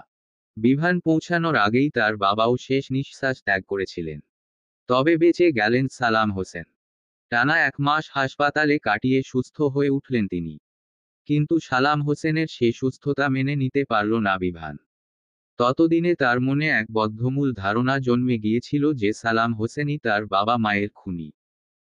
সে যদি আর একটু সাবধানতা অবলম্বন করে গাড়ি চালাতো তবে কোনো দুর্ঘটনা ঘটত না। তার বাবা মা বেঁচে থাকত। বিভান তার দাদা দাদিকে বলেছিল সালাম হোসেনকে বের করে দেওয়ার কথা, কিন্তু তারা দিলেন না। মুরাদ ইয়াফি এবং বিপাশা বেগমের খুনি হিসেবে তারা সালাম হোসেনকে স্বীকারই করলেন না। উল্টো সড়ক দুর্ঘটনা এবং ভাগ্যের দোহাই দিয়ে কেটে পড়লেন। বিভান পুলিশের দ্বারস্থ হল, তারাও সকল ঘটনা তদন্ত করে জানিয়ে দিলেন তার বাবা মায়ের মৃত্যুর কারণ সড়ক দুর্ঘটনা ব্যতীত আর কিছুই নয়। তবে বিভানের মন তা মানতে চাইল না। দিনের পর দিন চোখের সম্মুখে সে সালাম হোসেনকে সহ্য করতে পারছিল না। অতঃপর একদিন সিদ্ধান্ত নিল সে নিজেই সালাম হোসেনকে বাড়ি থেকে বের করে দিবে। সে সিদ্ধান্ত অনুযায়ী কাজও করল, কিন্তু বাধা হয়ে দাঁড়ালো তার আপন দাদা দাদি।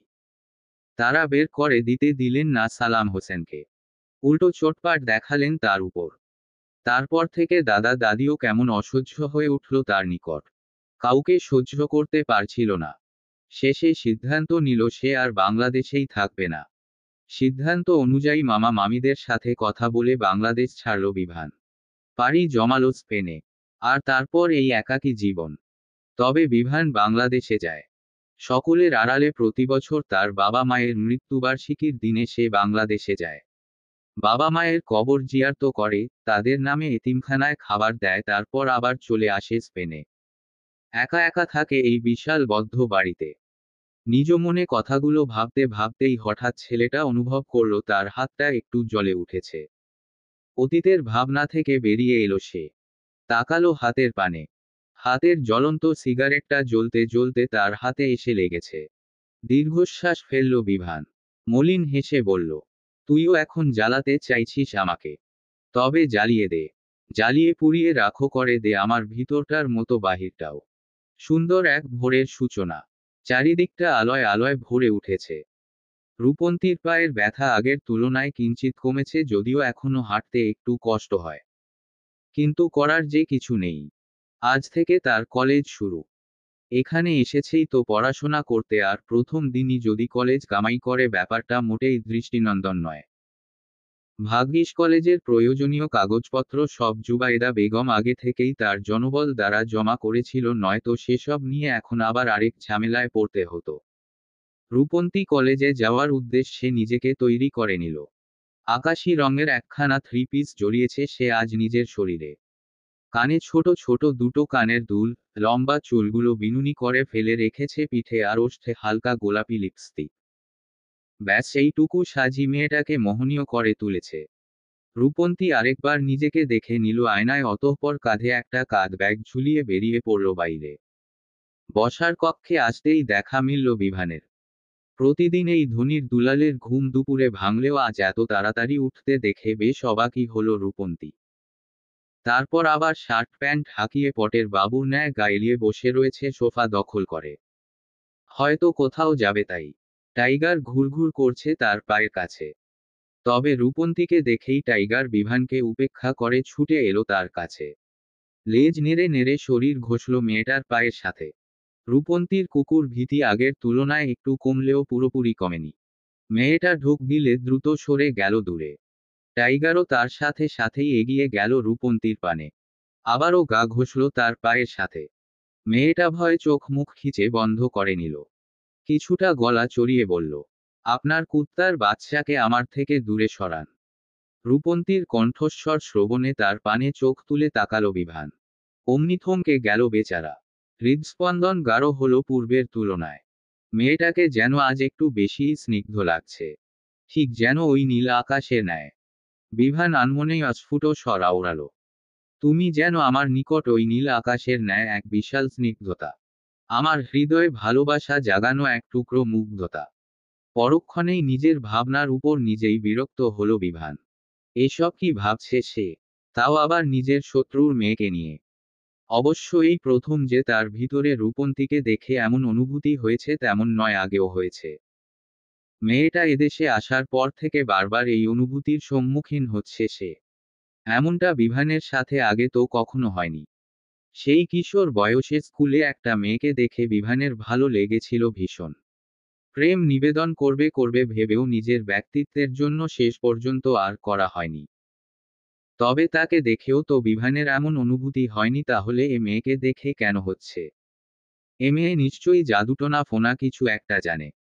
বাংলাদেশ থেকে তার দাদা দাদি এ মেয়েকে জাদুটোনা শিখিয়ে তার কাছে পাঠায়নি তো, যাতে তাকে বশ করে এই মেয়ে বাংলাদেশে ফিরিয়ে নিতে পারে আবার। হ্যাঁ, তাই হবে সম্ভবত। বেশ অনেকদিন ধরেই তো জুবাইদা বেগম এবং জালাল আহমেদ তাকে দেশে নেওয়ার জন্য বেশ ষড়যন্ত্র চালাচ্ছেন। শেষে না নিতে পেরে হয়তো তার শত্রুর মেয়েকেই জাদুটোনা শিখিয়ে এদেশে পাঠিয়ে দিয়েছে। নিজের ভাবনার উপরে নিজেই চোখ মুখ কুঁচকানো। জাদুটোনা। এই আধুনিক যুগে এসেও এসব নিয়ে সে ভাবছে কি করে? সব এই মেয়ের জন্য। এই মেয়ে এ বাড়িতে আসার পর থেকেই তার মতিভ্রম ঘটেছে। বিভান উঠে দাঁড়ালো সোফা থেকে। এগিয়ে গিয়ে কোলে তুলে নিল টাইগারকে। থমথমে কণ্ঠে বলল, ও কোনো কুত্তার বাচ্চা না। ওর নাম টাইগার, অনলি টাইগার। রূপন্তী কপাল কুঁচকালো। বিরক্তি নিয়ে বলল, হ্যাঁ তাই তো। ও তো কোনো কুত্তার বাচ্চা না। ও হলো মানুষের বাচ্চা। দ্য গ্রেটেস্ট বিভান ইয়াফির বাচ্চা। বিভান রক্তচক্ষু নিয়ে তাকালো রূপন্তীর পানে। দাঁতে দাঁত চেপে শুধালো, কি বললে? আবার বলো তো। রূপন্তী এলোমেলো দৃষ্টি ফেলল। রাগের বশে কি বলতে কি বলে ফেলল, এখন না আবার বাড়ি থেকে বের করে দেয়। এই লোক আর কিছু পারুক আর না পারুক, প্রতি কথায় কথায় বাড়ি থেকে বের করে দেওয়ার মতো কঠিন হুমকি দিতে পারে। রূপন্তী তাই আর কথা বাড়াতে চাইল না। কথায় কথা বাড়বে, তারপর হবে ঝগড়া, আর তারপর তার অবস্থান গৃহের বাইরে রাস্তায়। ঢুক গিলল মেয়েটা। আমতা আমতা করে বলল, আমার কলেজের দেরি হয়ে যাচ্ছে। আমি আসছি। কথাটা শেষ করতে যতক্ষণ আর কি তারপরই খোঁড়াতে খোঁড়াতে কোনো মতে কেটে পড়ল মেয়েটা। বিভান তীক্ষ্ণ দৃষ্টিতে একবার তাকালো সেদিকে, অতঃপর চুমু খেল টাইগারের মাথায়। সময় গড়ালো কিছুটা। চারদিকে সূর্যের আলোটা আরো উজ্জ্বল রূপে ধরা দিয়েছে এই মুহূর্তে। রূপন্তী কলেজে পৌঁছেছে কিছুটা সময় পূর্বে। তবে সে এখানকার কিছুই চেনে না। নতুন দেশ, নতুন স্থান, নতুন কলেজ। কোন দিকে তার ক্লাস, কোন দিকে যাবে কিছুই বুঝতে পারছে না। রূপন্তী চারদিকে চোখ বুলালো একবার। বিদেশি ফর্সা সুন্দর সুন্দর তরুণ তরুণীতে ভরপুর আশপাশটা। মেয়েটা এগিয়ে গিয়ে কাউকে কিছু জিজ্ঞেস করবে, তার আগেই দেখল কিছু ছেলে মেয়ে ছোটাছুটি করছে। গেটের দিকে দৌড়ে যাচ্ছে তারা। মেয়েটা ভ্রু কুঁচকালো। গেট থেকে বেশ দামি এবং সুন্দর একটা গাড়ি প্রবেশ করতে দেখল সে। গাড়িটা কেমন চেনা চেনা মনে হচ্ছে। কে এসেছে এই গাড়িতে?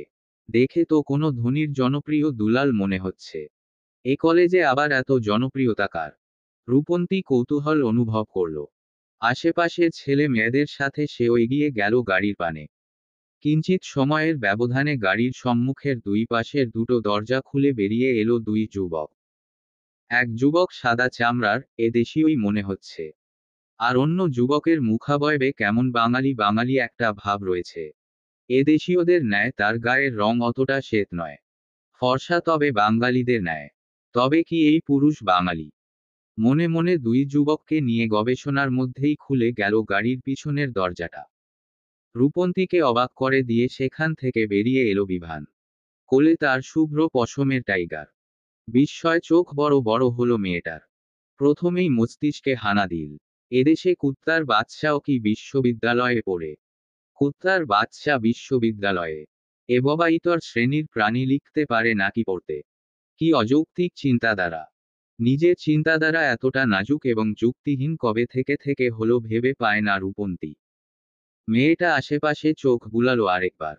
লোকটাকে এখানে বেশ পরিচিতই তো মনে হচ্ছে। কিন্তু এ লোক এখানে কেন? ওই বাংলা সিনেমার নায়িকা শাবানার ন্যায় আজ সেলাই মেশিন কিনে কাল ধনী হয়ে গেল তেমনটা ঘটেনি তো আবার। মানে কাল পর্যন্ত যে ছেলেকে দেখল দুপুর পর্যন্ত পড়ে পড়ে ঘুমাতে আজ সে ভার্সিটির প্রফেসর হয়ে যায়নি তো। যেমন নাটক সিনেমাতে হয়। নিজের ভাবনার উপর নিজেই বিরক্ত হলো রূপন্তী। একে আবার কে প্রফেসর বানাবে? মানুষের তো খেয়ে দিয়ে কাজ নেই যে এর মতো খবিশ লোককে প্রফেসর বানাবে। হয়তো এই বিশ্ববিদ্যালয় থেকে পিএইচডি করছে লোকটা। তবুও মনের খচখচানি গেল না মেয়েটার। এখানে বিভানের কী কারণে উপস্থিতি তা নিশ্চিতভাবে জানতে মনটা আকুপাকু করে উঠল। সিদ্ধান্ত নিল বিভানকেই জিজ্ঞেস করবে এ ব্যাপারে। যেহেতু লোকটা তার পরিচিত এক বাড়িতেই থাকে সেহেতু অন্য কাউকে জিজ্ঞেস করার থেকে তাকে জিজ্ঞেস করাই শ্রেয়।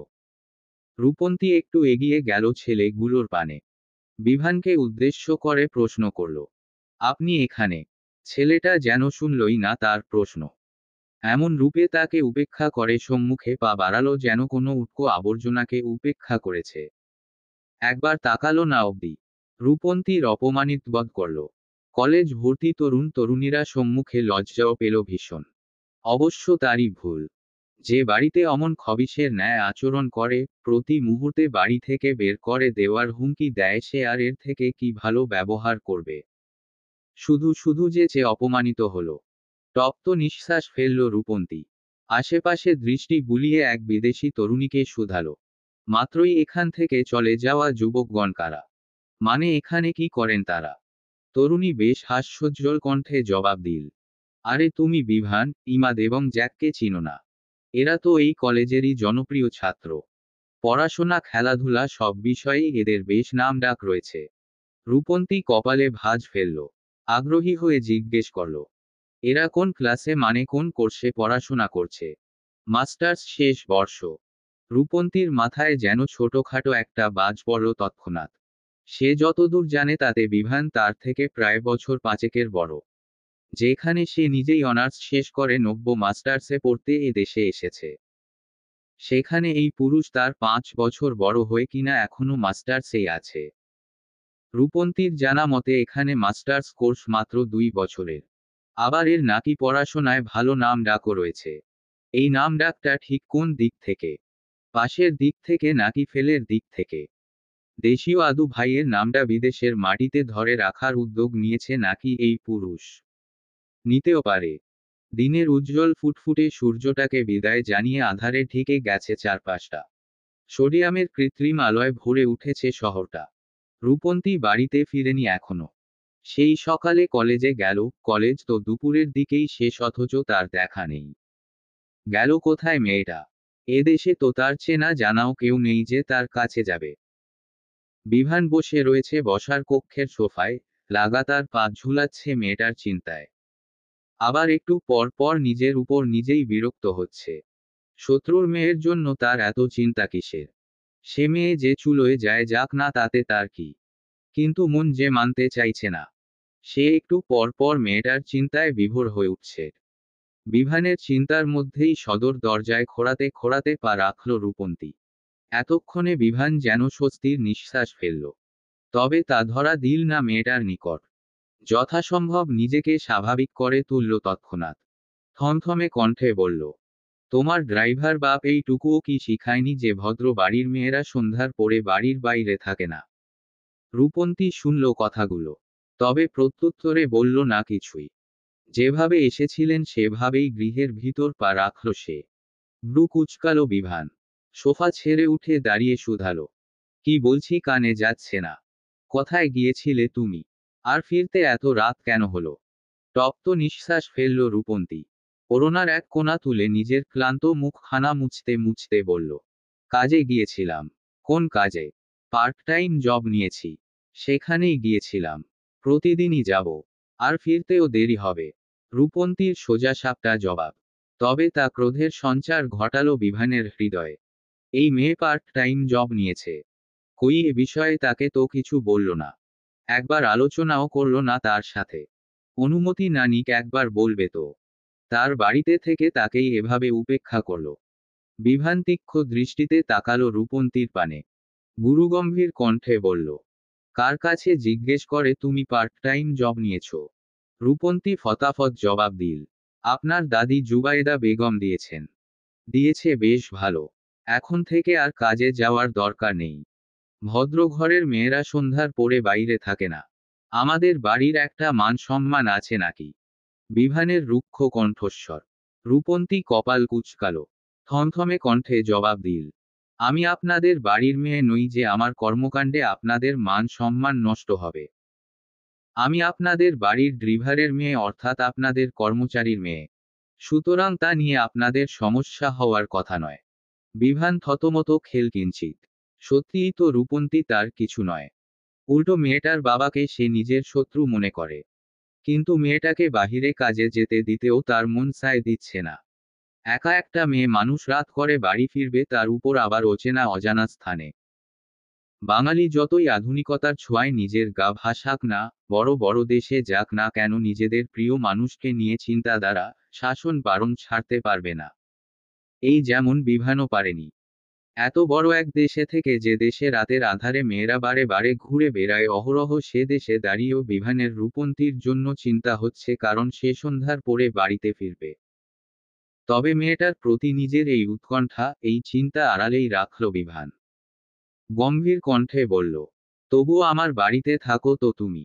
এক কলেজে পড়ি আমরা। কলেজের কেউ যদি জানতে পারে আমার বাড়িতে থেকে তুমি বাইরে পার্ট টাইম জব করো, তবে আমার সম্মানহানি ঘটবে। কি অদ্ভুত অযৌক্তিক যুক্তি! রূপন্তী প্রত্যুত্তরে কিছু বলবে তার আগেই তার স্মরণে এলো কলেজের কথা।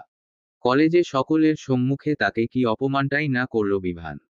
এক অপরিচিত মানুষের ন্যায় আচরণ করল। ওষ্ঠ বাঁকালো মেয়েটা। ভেংচি কেটে বলল, কলেজে অপরিচিতর ন্যায় যে ব্যবহার করলেন তাতে মনে হয় না কেউ জানতে পারবে আমি আপনার বাড়িতে থাকি বা আপনার পরিচিত। মেয়েটা এখন তার ব্যবহার নিয়ে পিঞ্চ মারছে। কলেজে উপেক্ষা করেছে বলে শোধ নিচ্ছে। দাঁতে দাঁত চাপল বিভান। কটমট করে বলল, তুমি কি একটু বেশিই কথা বলছো না? রূপন্তী খুব একটা পাত্তা দিল না বিভানের কথায়। একটু এগিয়ে গিয়ে সে দাঁড়ালো ছেলেটার মুখোমুখি। আগ্রহী হয়ে শুধালো, আচ্ছা আপনি এখনো কেন মাস্টার্সে পড়ছেন?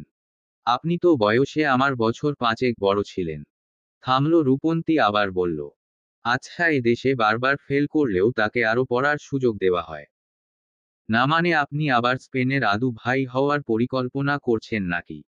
বিভান অপমানিত বোধ করল। তাকে কিনা শেষমেশ এই মেয়ে ফেলটুস ছাত্র বানিয়ে দিল। এত পড়াশোনা করে, এত নামডাক কুড়ানোর পরও এই মেয়ে কিনা তাকে আদু ভাইয়ের সাথে তুলনা করল। কি আশ্চর্য! কি আশ্চর্য! বিভান ছোট ছোট করে জবাব দিল, আমি কোনো ফেল করিনি। বাবা মায়ের মৃত্যু, দেশ ছেড়ে এদেশে আসা, ডিপ্রেশন কাটিয়ে ওঠা, এখানে ভর্তি হওয়া, সব মিলিয়ে কিছু বছর গ্যাপ চলে গিয়েছিল। Boo. রূপন্তী ঠোঁট গোল করে উত্তরটা দিতে পা বাড়ালো নিজ কক্ষের পানে। তবে 2 কদম এগিয়ে যেতেই আবার থেমে গেল মেয়েটা। পিছন ঘুরে তাকালো বিভানের পানে। ম্লান কণ্ঠে বলল, আমি যে আপনার বাড়িতে থাকি কলেজে জানাজানি হবে না। তারপরও যদি কখনো কেউ জানে বলে দিবেন আমি আপনার রান্নার লোক। যেভাবে ওই দিন আমাকে বলেছিলেন। তাহলে আর কেউ কিছু মনে করবে না। কণ্ঠে তোলা বাক্যের সমাপ্তি ঘটিয়েই রূপন্তী পা ফেলে এগিয়ে গেল নিজ কক্ষের পানে। বিভানের দৃষ্টি শীতল হল। সে এক দৃষ্টিতে চেয়ে রইল মেয়েটার চলে যাওয়ার পানে, তবে বলল না কিছুই। রাত্রি গভীর। চারদিকটা নীরব নিস্তব্ধতায় ঢেকে গেছে ইতমধ্যে। হয়তো সবাই ঘুমিয়ে পড়েছে ইতমধ্যে। রূপন্তীও নিদ্রাদেশে পাড়ি জমিয়েছে, বেশ সময় গড়িয়েছে। আজ প্রথম কলেজ, প্রথম কাজে যাওয়া, তার উপর পায়ে ব্যথা। সব মিলিয়ে শরীরটা ক্লান্ত ছিল বেশ। তাই আর বেশি রাত না করে ঘুমিয়ে পড়েছিল তাড়াতাড়ি। কিন্তু রাত্রি এক্ষণে, চারদিকে এক শীতল নীরবতার মধ্যেই মেয়েটা হঠাৎ অনুভব করল তার পায়ে শীতল কিছুর স্পর্শ। গভীর ঘুমে থাকার দরুন এ স্পর্শ প্রথমে ততটা তাকে কাবু করতে সক্ষম হল না। মস্তিষ্ক তাকে বার্তা পাঠালেও ঘুমপড়িরা চোখ মেলতে দিচ্ছিল না কিছুতেই। কিন্তু একই ভয়ঙ্কর কাণ্ড কারখানায়। সময়ের সাথে সাথে সেই শীতল স্পর্শের তাণ্ডব যে বাড়ছে।